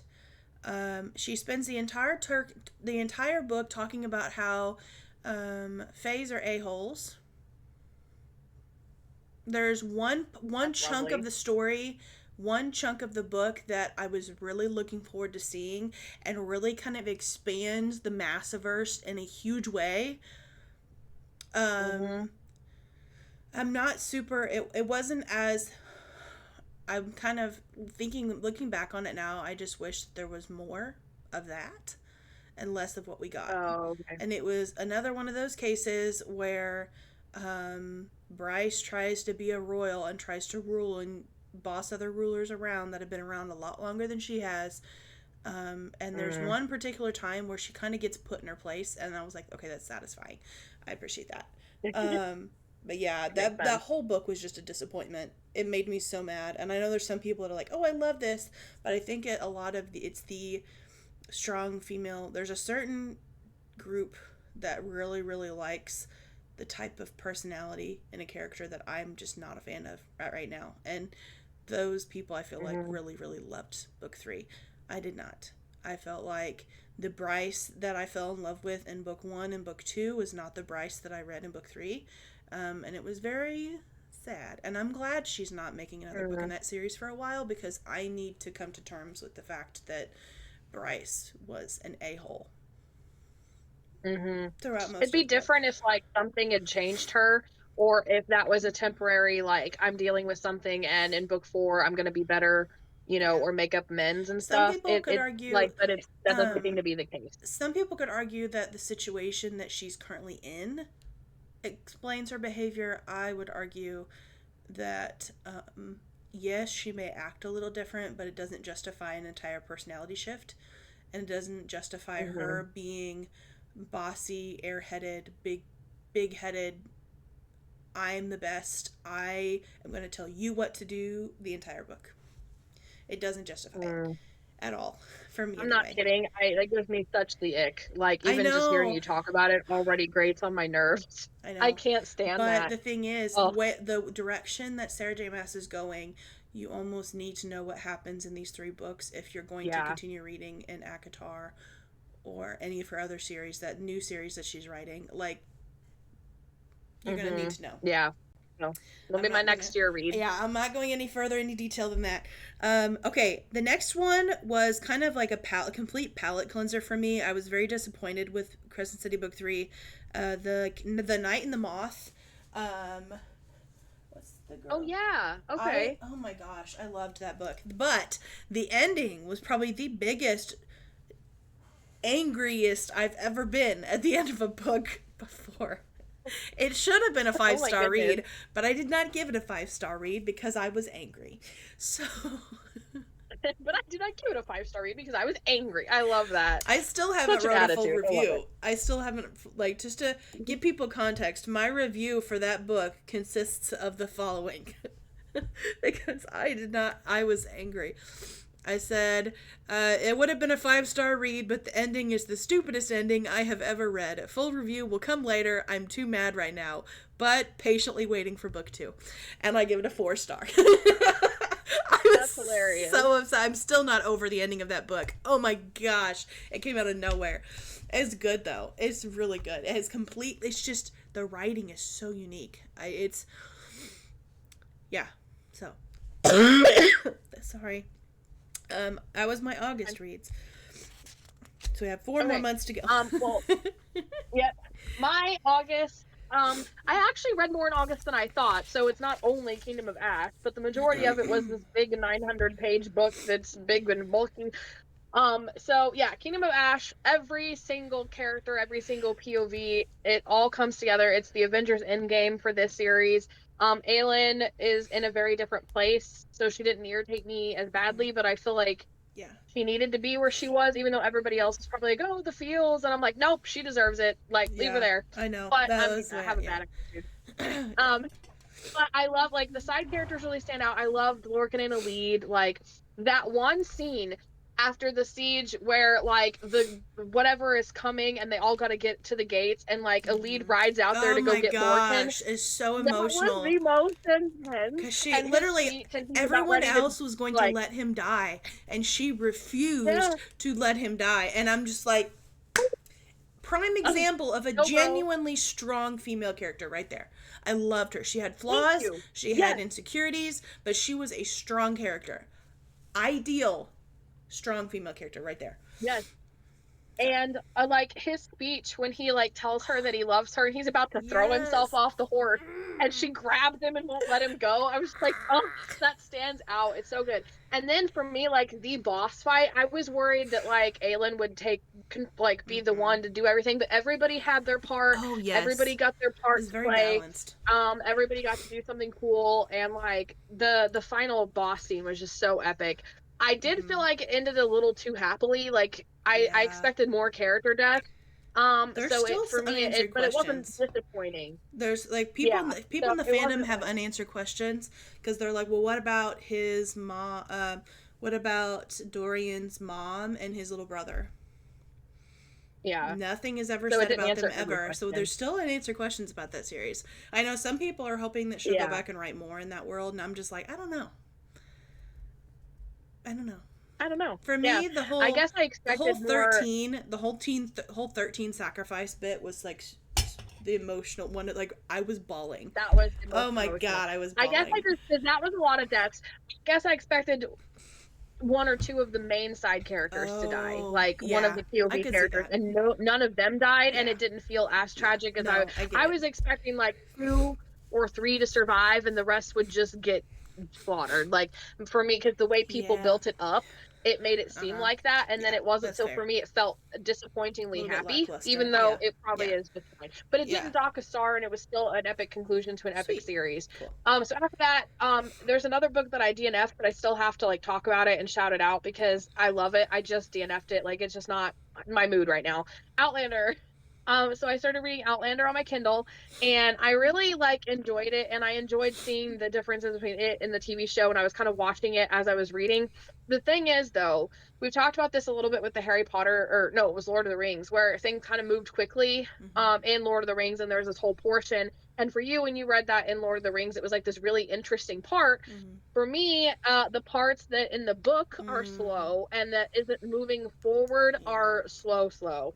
And I'm Yeah. like, why are we standing here going pages of why he's retrieving an egg from a bird nest? Like, why is Oh this relevant? We yeah. need to get moving with the plot. Yeah. Um, No, that makes sense. so I DNF'd it for the time, but I got more into the TV show than in the book, and that's why I ended up DNFing it. And then after that, I went and I read Mr. Ballin Presents The Strange, Dark, and Mysterious. So this was his very first graphic novel. I really want to read his second one. He is a YouTuber who does like true crime style dark Sweet. stories. They're not all crime related. Sometimes they're like Yeah. tragedies or random events or like animal attacks in the woods, Mhm. but they're all dark, they're all strange, they're all mysterious. And the way that he tells stories always ends up with a twist that you don't expect or see coming, and I liked this because he had like a lot of the artwork and stuff. And it's just like it's just really good. It's one of those things where you have to be in the mood for dark stuff. Mhm. And it at the time I was in such a mood and I really loved it and I binge his stuff all the time. So that was my last read for August. Sweet. Okay, so Oops, I clicked the wrong September was Carissa Broadbent focused. I reread Songbird and the Heart of Stone, so I won't talk about that one because I've already kind of touched on it a little bit. The Fallen and the Kiss of right. Dusk. That one, I was curious to see what was going to happen with, what was his name? Those characters, I read so many different characters that my brain just kind of shorts out. Um, Are you talking about um, Asar? Asar, yeah. And, Mishi? I forget how. Asar and Mishi, yeah. Um, Neeson. so I loved what they did with his. I love how his personality was like shifting a little bit throughout the thing, and that there's one part where like eventually he just come like is just completely disconnected at one point, and it's like goes full god Yeah. mode at one point, and we see how it's like we thought that that was going to be a good thing, and it turned out not to be a good thing, and it was just like a, Yeah. oh, the consequences of my own actions, like that kind of moment. And it was just like, but then the ending, I was so excited for the ending of that book because like it completely starts up a whole new kingdom that they thought was like gone, and I'm just like, ah, love it. I was Hmm. excited. That was September, was reading those two books for me, and I started Alchemized, but I didn't finish it. Okay. until So for October. me, same thing. While you reread this one, I actually come back to it and read it for the first time, and then I jumped straight into this. Thank God I had this on hand when I came to this book because the cliffhanger, as we talked about a little bit briefly, the cliffhanger in this book was like brutal because it's like Oh yeah. Misha died, he was captured by the gods. And I remember one line from this book where it was like, if I was normal, I could give her, she deserved all of the beautiful things and Mm-hmm. all of the good things, but that's not who I am. You know, Yeah. I basically I can only give her death. And I'm like, it was one of the most epic quotes I Yeah. remember from this one. And she's a master like writer, crafter, like the way she puts words together. So I at first did not like I didn't like the set, like it's not my kind of vibe because we had the underworld and all that stuff, and that's why I didn't read it originally earlier in the year. But when I came back to it, I actually loved it a lot more than I thought I would, and I really fell in love with like you said, the journey Mm-hmm. was like it's such an adventure, Yeah. and they're actually more focused on the adventure than their romance. So it felt like a right amount of slow burn romance where they built this emotional connection working through all this adventure stuff, getting Mm-hmm. the things that they needed before they, really fell for each other. And so it felt like a really good, I just really loved Misha, a Nice. character. I loved Asar. Um, but then, like I said, it ended in a cliffhanger, so I was glad I had this one on hand. So I went into this one, and I like you said, Asar's character in this one. Like I wanted her.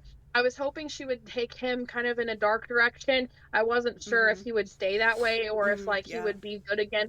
So when he went like in full god, that took me by like because she does these little interludes for those of you Mm-hmm. who don't know, where it's like you get backstory Yeah. of the Mm-hmm. characters, and there was one where it was literally like I have this on backwards. That's hilarious. The dust jacket's on, so like everything's upside down.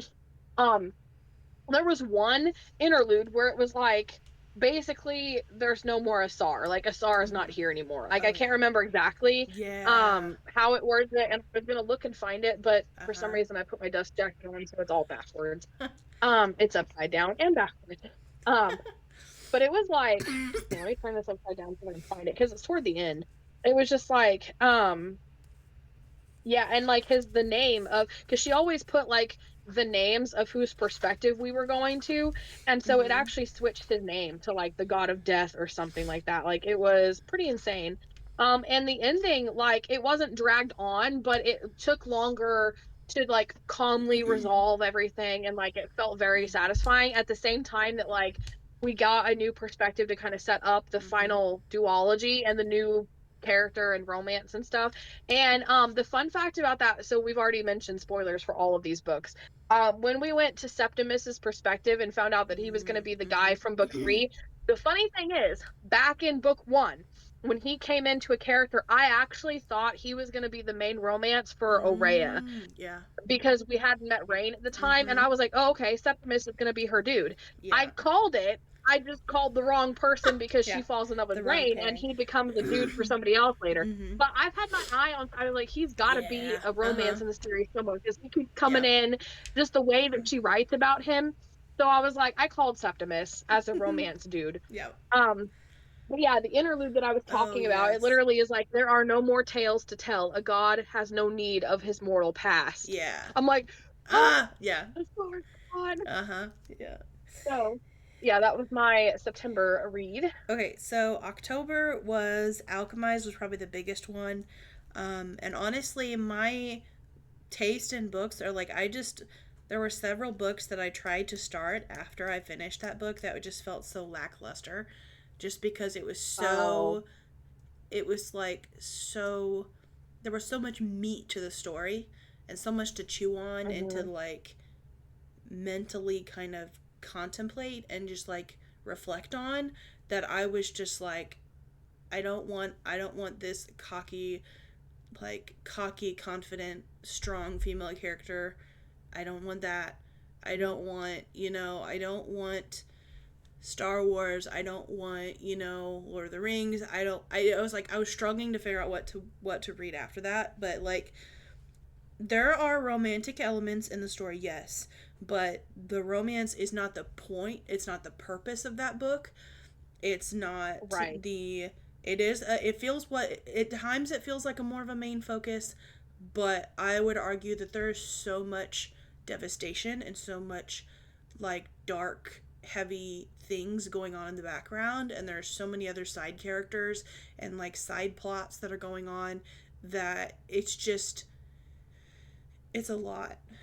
And so it's like they're definitely not a conventional couple. Like I've seen both sides of the argument, people for them being a couple, people against, people that hated the book because they felt like they were looking more into the like specifics of the situation, and things that happened Mhm. before the flashbacks start, and things that Mhm. happen pre-flashback chunk, because the book is divided in between present time, flashbacks, and the flashbacks will work up and back into present time.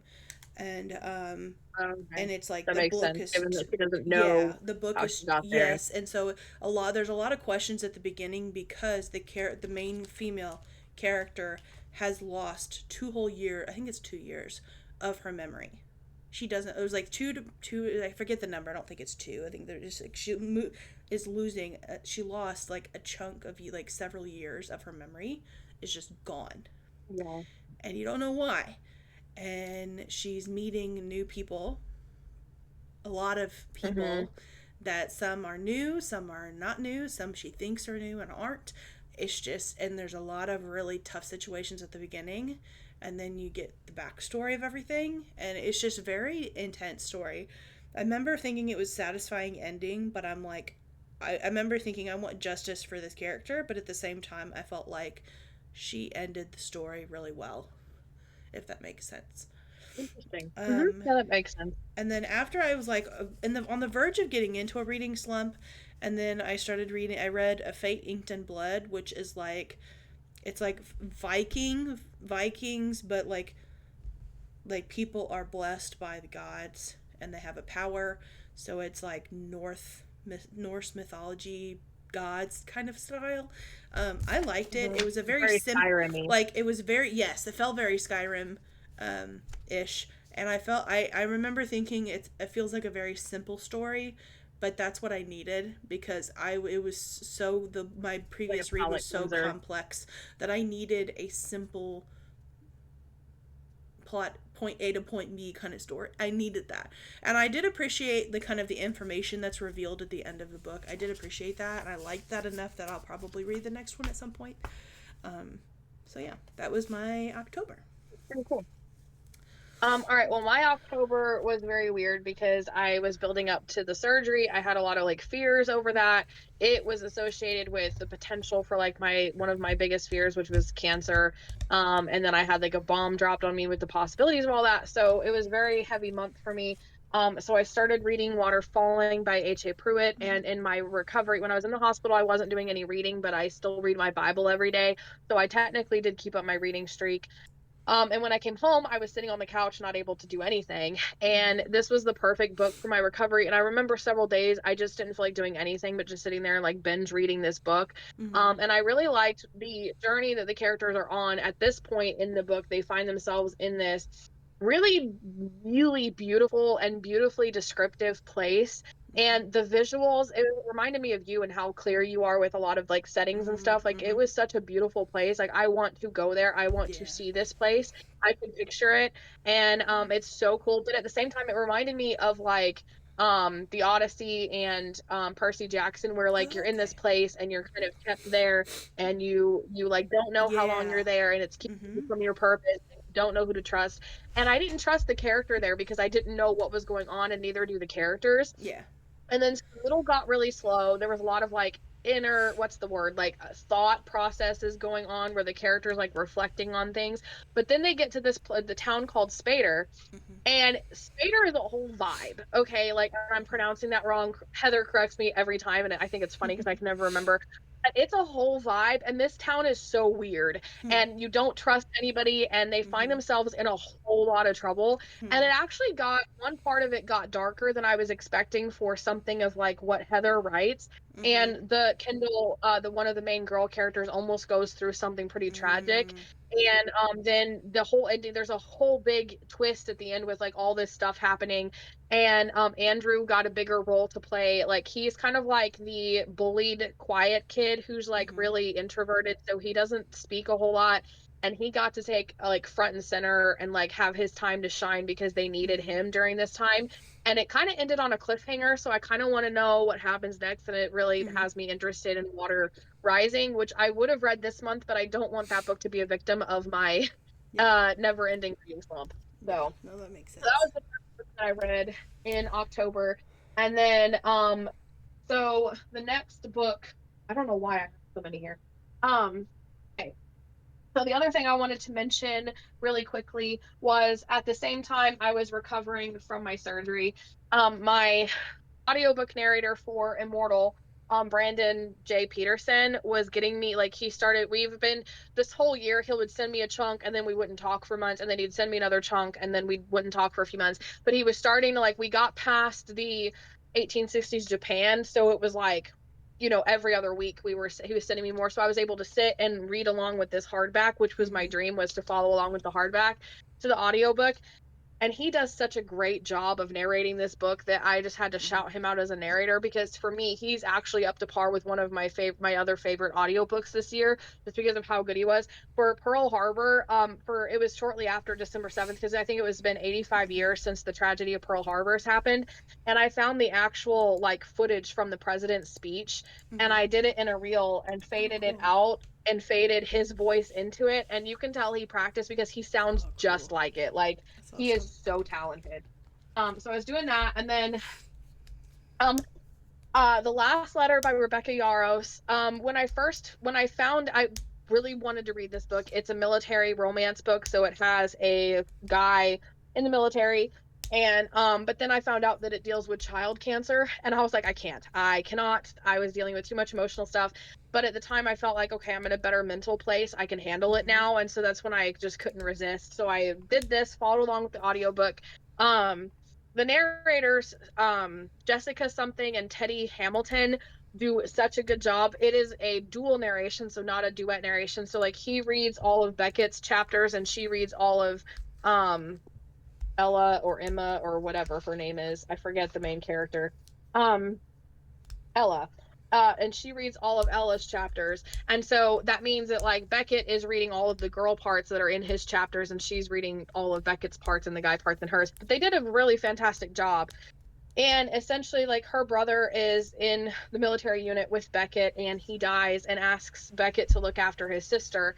And Beckett agrees. And obviously, the sister Ella, she's a single mom with two kids, and she's running this like resort type thing in this wilderness. And one of the children gets cancer, so she's dealing with that. On top of the fact that she lost her brother, Mm-hmm. and her and Beckett had become pen pals. But the fun part about this, I thought the romantic premise was so interesting, because as pen pals, he wasn't allowed to write his name, so he always used his call sign, which was Chaos. So she fell for Chaos as they wrote and became pen pals, Mm-hmm. and she never hears back from him. And then Beckett shows up as Beckett, and Mm-hmm. he basically allows her to believe that Chaos died with her brother, and doesn't tell her that he was the guy that she fell for in this pen pal Hmm. relationship. And because he knows that she wouldn't let him be around her and help her if she knew that he was Chaos, because after her brother's death he just couldn't write her back, and he felt like that kind of betrayed her and stuff. Mm-hmm. And so he's there for her, and it's like this really like, there's one of my favorite quotes was like something about how they like falling in love with a person's mind and heart rather than their, before you even know what their body looks like, or Mm-hmm. something like that.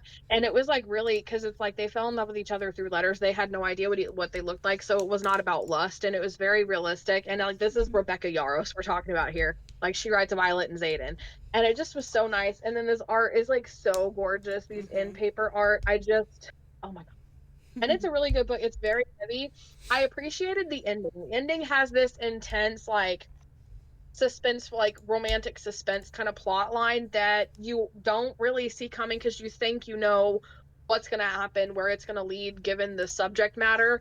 And it threw me for a loop, and I cried and I Oh. bawled, and it doesn't end how you think it's going to end, but it's Mm-hmm. still like, um, so yeah, there was a part of the ending that was rushed, because this whole like the lie with Beckett versus Chaos, you're like waiting for the reveal to her and how the fallout's going to be. I did feel like the fallout was rushed, but it was rushed because of this other plot line that needed to kind of happen. Mm-hmm. So it was definitely like, it's literally one of my favorite reads this year. So that was Sweet. my October. Okay. That's the month we're on. So the last 2 months for November and December, I had 2 books each. So in November, I read Silver Elite, which, for me, it felt, it had like, I don't know, it was a little bit of like nostalgia of like, it felt kind of like, it gave me like a Divergent, Hunger Gamesy vibe to it, but it was new, Mhm. and I just really enjoyed it. I know there's like a handful of people that throw hate on that book and the author a lot because they think it's AI. Um, I highly doubt that it's AI. It's one of It'll be those interesting things. when I read it, see if I can AI spot is anything. very. The thing with AI is that like I've read passages that were created by AI with my job, and Mhm. you can tell if something was written with AI or not. It is It has a it very is tell instead of go kind of it's thing. one of those things like AI will word things in such a way, that it feels awkward to the average human because it's technically grammatically correct and it goes with the sentence. It just sounds off. And I didn't get that vibe from Silver Elite at all. So I personally don't think. Mhm. I think it's another famous author that wants to be unknown. Um, and that's what I think. I think it's a different author that we've already heard of that, is just unknown and wants to stay unknown, which I don't blame him, to be completely honest. Yeah, You know, I can't authors blame do him that for all the that either. time. Like authors that write both like smutty books and, non-smutty books, they'll do that. They'll have a pen name for certain books, um, and then they'll have their true name for the other things. So it's just that's happens. The other one, honestly, I can't remember a whole lot of the Half King. I give it a 4 stars. I remember liking the journey, and then the end of it, I felt like I would have, I don't know, there was the ending of it. It wasn't bad. I just would have done it slightly different. And the main girl is kind of put into more of a leadership type of position, and I would have done Mhm. things slightly different. It is another one of those more, has a little bit more of like fantasy style religion aspects to it, and it has to do with Mhm. how that is set up at the end, or the new, thing is established at the end. I would have just done it a little different, so I give it a 4 out of 5 star. But it was still a good book, That's so cool. I was That's on pretty my happy with TBR it. list at some point. Um, so for my November, this was when I started getting in a bad reading slump. So I was book hopping. I started Alchemized. I remember we did a check-in and you wanted me to start Silver Elite, so I did. But then the Vader novel came out the very next day, and I was so looking forward to the Vader novel. So I put Silver Elite down, not because I didn't like it, but just because I was so excited for the Vader novel. So I read it until Brimstone came out, and by then the Vader novel was kind of like just not what I wanted. And Star Wars and sci-fi is like a mood. It's another one of those things where you have to be in the mood to read it. And I just wasn't. And then I started Brimstone. So Brimstone was the only fiction book that I finished this month, and I read it from like the 19th all the way to the 30th of November. And I really liked it. I like there were parts of it that I didn't like. I remember at the end of Quicksilver, I wasn't sure about the twist, and I said it would depend on Brimstone. And for me, I feel like Brimstone taking her into the Blood Court as the Blood Court Queen and the Vampire Queen, I liked it. I liked her like in the leadership position, kind of like with her back Mm-hmm. against the wall and all of the like the political people against her. Mm-hmm. I liked the vampires and how like building the vampire court. I kind of wish it got more political because it was Mm-hmm. like really Yeah. political, but not like super intense. Surface And level honestly, for me, politics, right? Kingfisher and Carrion, their friendship and their journey was the strong suit of this book for me. I loved it. Mm-hmm. I loved it so much. Some of Saris's perspectives got really boring for me. Other parts of it got really good when the F named friend, Foley, is it Foley or Fallon? I can't remember his name. I But when forget. he came Yeah. in, it was really interesting. Um, and then the one attack sequence with Kingfisher and Carrion and that demon was like so intense. I binged those chapters.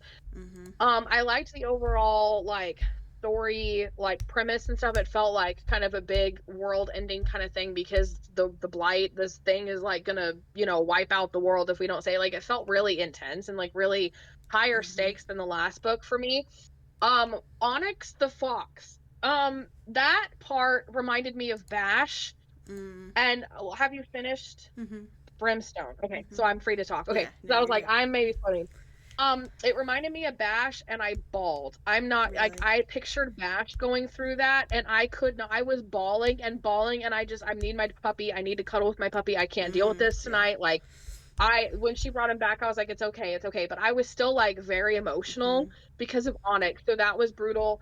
And then the whole ending was like a whirlwind of intense, like, from the time Kingfisher goes missing to when she finds him, to the dream sequence having kind of a relevance and how she found him, to like him almost getting sucked into the tree, and then end up in the other realm, and then the very last few lines, I'm like, I've seen people's reactions and you're like, wait, what does that mean? Like, what do you mean? What does that mean?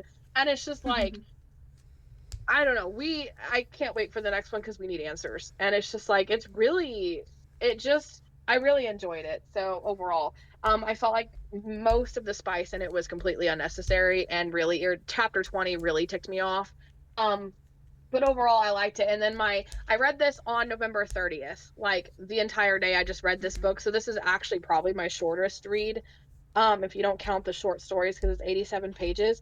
It's literally a nonfiction about how to write better blurbs. 5 steps to blutter, 5 steps to better blurbs. I got it, by Julie, my author friend Julie Siegert. So she was giving away a bunch of stuff for free, for Christmas, and she sent me a bunch of her books, and this is one of them. And I suck at writing blurbs, so I was like, hey, you know what? This will help me.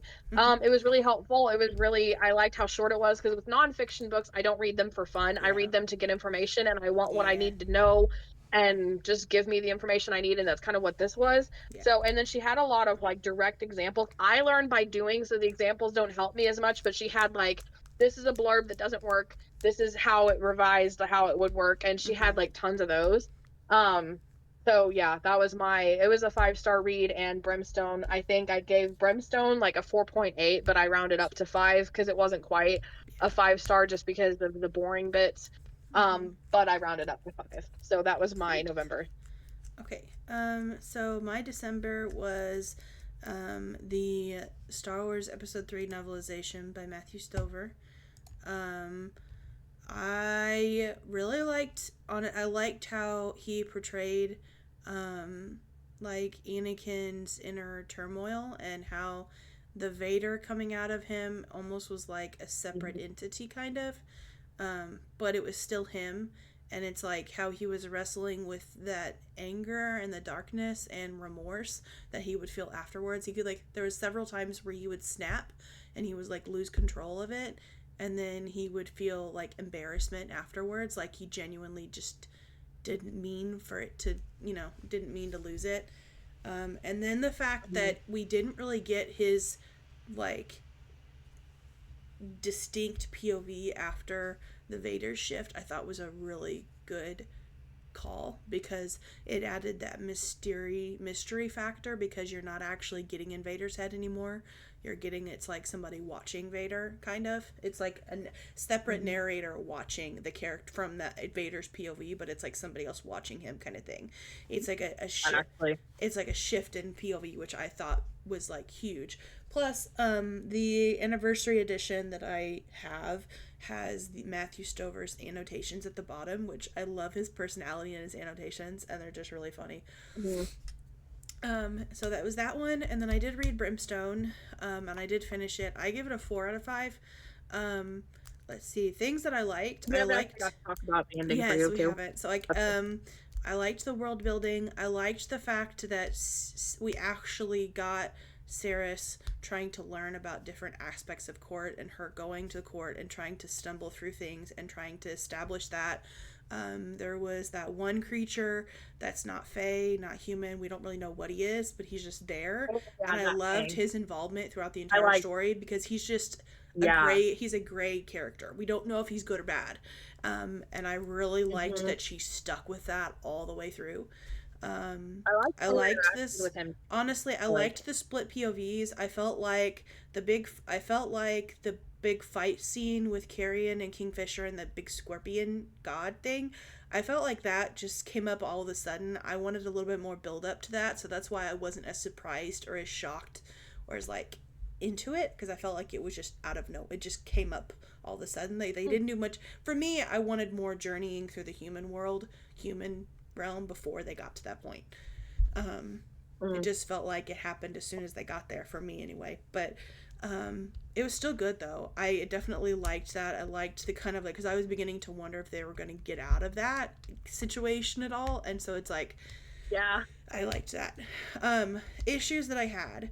I didn't like how the author was constantly writing Carrion as like this goofy character that's not serious, that is like just screwing around, the comic relief. I wanted him to mature a little bit more throughout the story. I wanted him to get more serious in what he did, because he did a little bit, but and I know that she's writing him that way because that's how Kingfisher saw him at the beginning, which props to her for doing that, because hmm, I don't know. It bothered me that he was still, because like with his lore reveal, his backstory reveal at the end of the first book, yeah, I love that.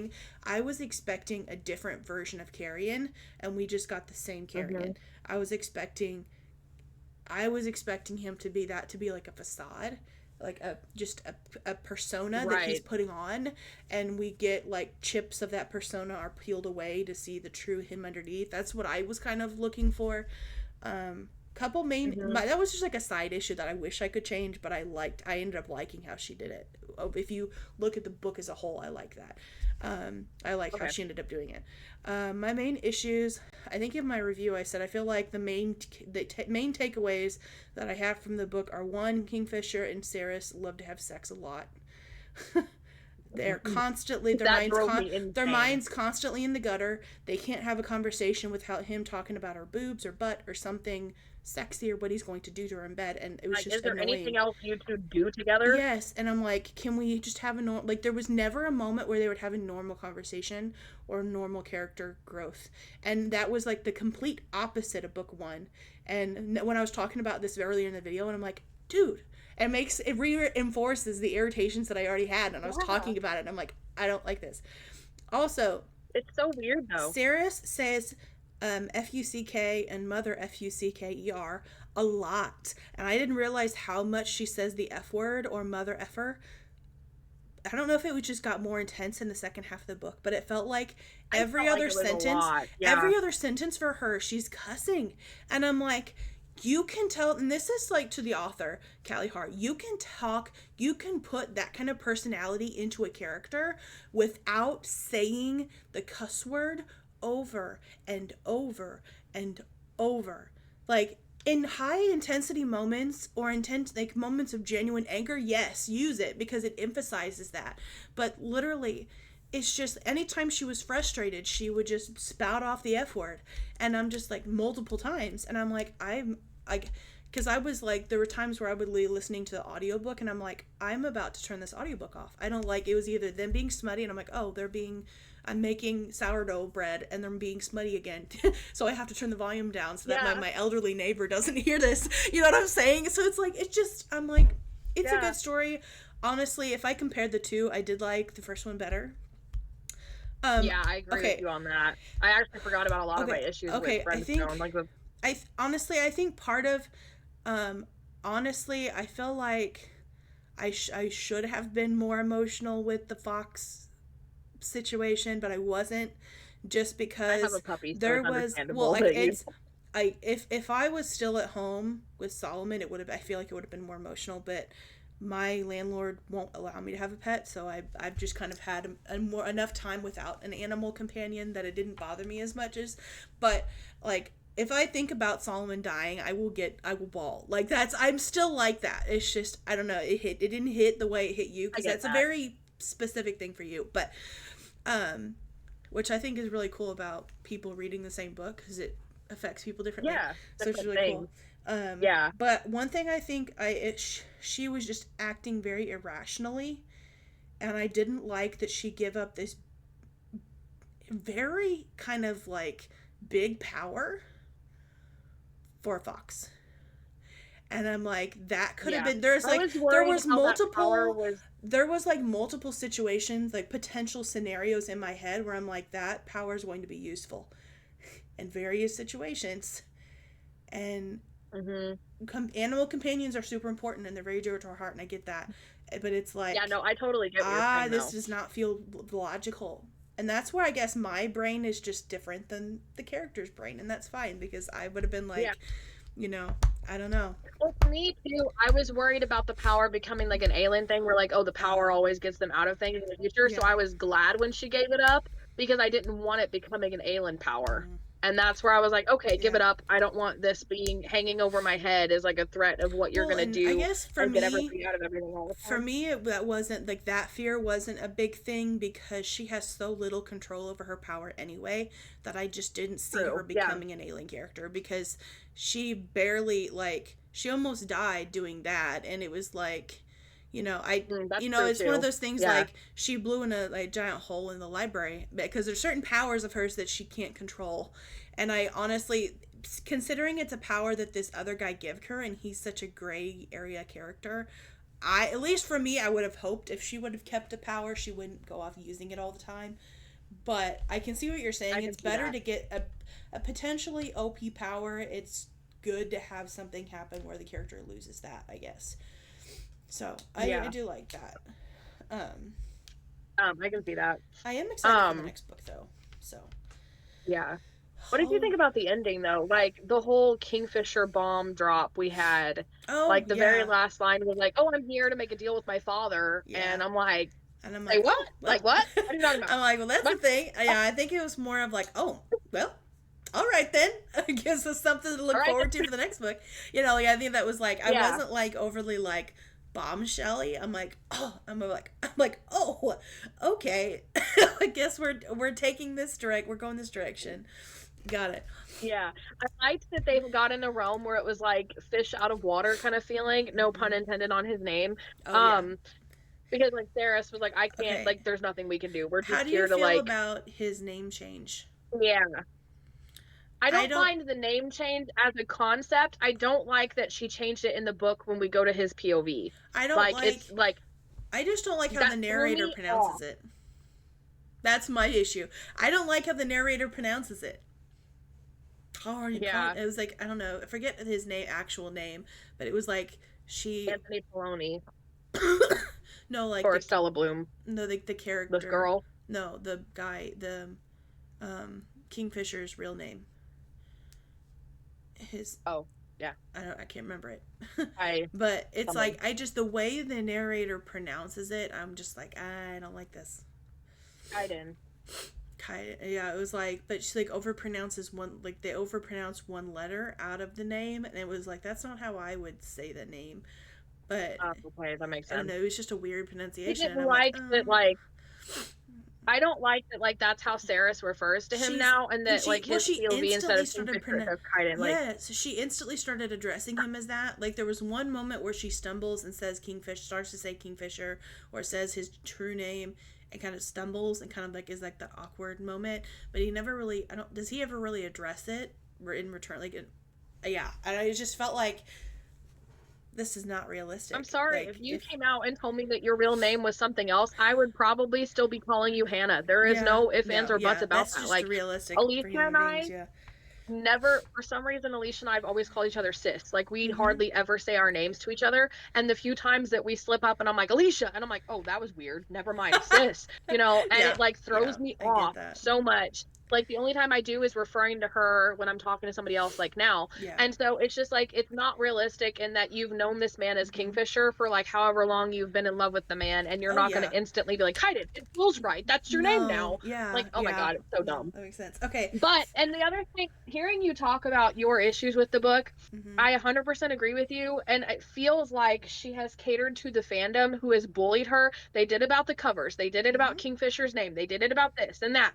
And it feels like she's tried to make her book fit the mainstream, like, Mm-hmm. desires. I think And that's that's why it partly. feels so different from Yeah. over where it's like, oh, now she's trying to be everything else. She's trying to make them more spicy. She's trying to make Sarah say the Yeah. F word every 2 seconds. You know, she's Definitely. trying to give her all this I power. don't Like, know if I don't know. like the Akatar Crescent City Throne of Glass on like Fourth Wing Empyrean series, that I don't know if that whole atmosphere has just created this concept that we must have a strong, a cocky, strong female character from the get go who has some really OP Yeah. powers, that cusses all the time, and that tells the guy what to do, and the guy's just very passive in response. I don't know if that. It's just, I'm hoping it's a phase, and that authors will And they also start have sex all the time, spearing. and that's the only thing Yes, they ever think and about. They it's have no like other hobbies together. I'm hoping that new and upcoming artists, authors, I mean, start experimenting and expanding outward from that, because I feel like that's a very tunnel vision concept. If every book has that same skeleton backbone, books are gonna get like boring. You gotta mix it up a And that would little. be true for anything. Yeah. Yeah, pick a trope. If you redid it over and over and Like didn't the change whole things up a little assassin bit, it falling would in get love, boring. like the assassin female falling in love thing. I've seen several books about that, and I just, there's the ones that I've If seen I here more read an recently, I just assassin don't like. female, I'm like, nope. Yeah. Yeah. Well, Okay. that's been our my December. I forgot. I haven't read a Okay. book. Oh. Actually, I haven't completed one, but I am currently reading Red Rising, so I'll talk Yeah. about this book briefly. I'm actually really enjoying it. I am just in a reading slump and I don't want to read, and that's my primary issue. Otherwise, I probably would have finished it this month. It's like it was written in 2014, so it's got that Hunger Games Divergent future Earth, but in this case, they are colonizing Mars so that the people of Earth can eventually move there, Mm-hmm. and they're considered second-rate citizens, but it's kind of like the capital propaganda is Yeah. like, you're doing us a good thing, and in reality we're enslaving you and you're not going to stop Mm-hmm. Yeah. because we control you, kind of vibe. But it's sci-fi, like it's hard sci-fi, and I'm like, Ooh, that's kind of what cool. I'm writing right now, so I really Yeah. enjoy all of the tech and all of the Mm-hmm. sci-fi things. Cool. And also the other thing I appreciate, the guy is 16 years old, but he's married. They establish like his uncle is 35 years old and considered an old man because they die young. Yeah. So he is The considered, he life drinks, he's expectancy is very married, he's short. Yeah. considered an adult. He Hmm. refers to like the 14 and 12-year-olds as kids, Hmm. and his attitude is very much grown adult man. That's So he cool. doesn't That's a cool feel like a concept. 16-year-old kid to me. That's And yeah, Red as you can Rising see, I'm has. not very far into Yeah. it, and I have already reached the tragic part. Ah. Well, So see it was the. very much expected. Yeah. See, So that series has been on but the back of my radar for a while, and because I've seen a mhm. lot of people like praise it, like how really Yeah, good it same. is, and so it's like it's been on the back of my radar. Okay, last thing before we end it, because we're like 4 minutes away from hitting 2 hours. So, just kidding. We not really, but all right. Final thing. That's fine. Goal for next year. Have you thought about it at all? I am in a reading slump, so I'm afraid I'm never going to finish a book again, but that's just my paranoia No. talking. So I'm probably going to go for like easy. I may do one book a month. If I can do one book a month, my No. goal is more like I want to finish certain books and series is more than like an actual number. Like Crescent City, I want to Yeah. read Water Rising, I want to read Silver Elite, I Okay. want to finish Alchemize, that sort of Yeah. thing. No, that makes So sense. I may go 6 books to be tentative because I don't Okay. know how many I'm How going to about we finish split next year. it? So it's between Okay. 6 and 12. Okay. How many series do you want to finish this year? Let's start with this. How many series Crescent next City, year? Water Falling, plus her new books coming out next year. Alchemized, Okay, no, that's a single book. Red That's not a Rising. If I series. get into this one, Okay. yeah, So there's like those four. are Okay, single so we'll books. say So that you want to read your goal is to finish 4 series that you've started. And then outside of that, individual books that you sneak in between there. How many would you say? Maybe you said six um, earlier. Do you want to do like if you get a book read for the year? Or you I could think I do, may do 12. That would be one book yeah, a month. If that's I what I can was just just finish thinking. one book a month, Yeah. that would seem good. I'm gonna do 12. Okay, cool. So what about I'm gonna stick to my original thing because I want to see how far I can do this. Every year for the past like 3 or 4 years, the upcoming year's goal is based on what number I end with. So last year I ended on 25. I read 25 books. So my goal this year was 26. This year I ended with 30. So next year my goal will be 31. And I just want to see how many I can get read. that's gonna be so fun. I love that. That's Yeah, cool. So I'm excited. Alrighty. Well, All thank right. you all Well, let us know for what you guys read this year yes. And what and what you enjoyed. And if you met your sorry. goal, or if you feel like Yeah. even if you didn't meet the number goal, did you improve? Did you show growth from the previous year? Just let us know.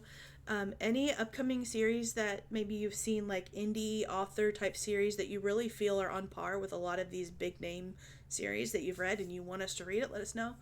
Um, Yeah. and Give us book recs let's and also see. bookish news. Yes, We're back and into it, hopefully. we try to live stream at least once a month. Usually in the past it's multiple times, like once a week. But here lately, life has been lifing, and we just haven't been able to do that. So usually, like 1 to 2 Yeah. times a month is what we try to do for live streams. Beginning and the end of the month is what we've been doing for like November. We got done for November, and so, but Yeah. let us know, and we will talk to y'all later. Yep. Bye. Bye.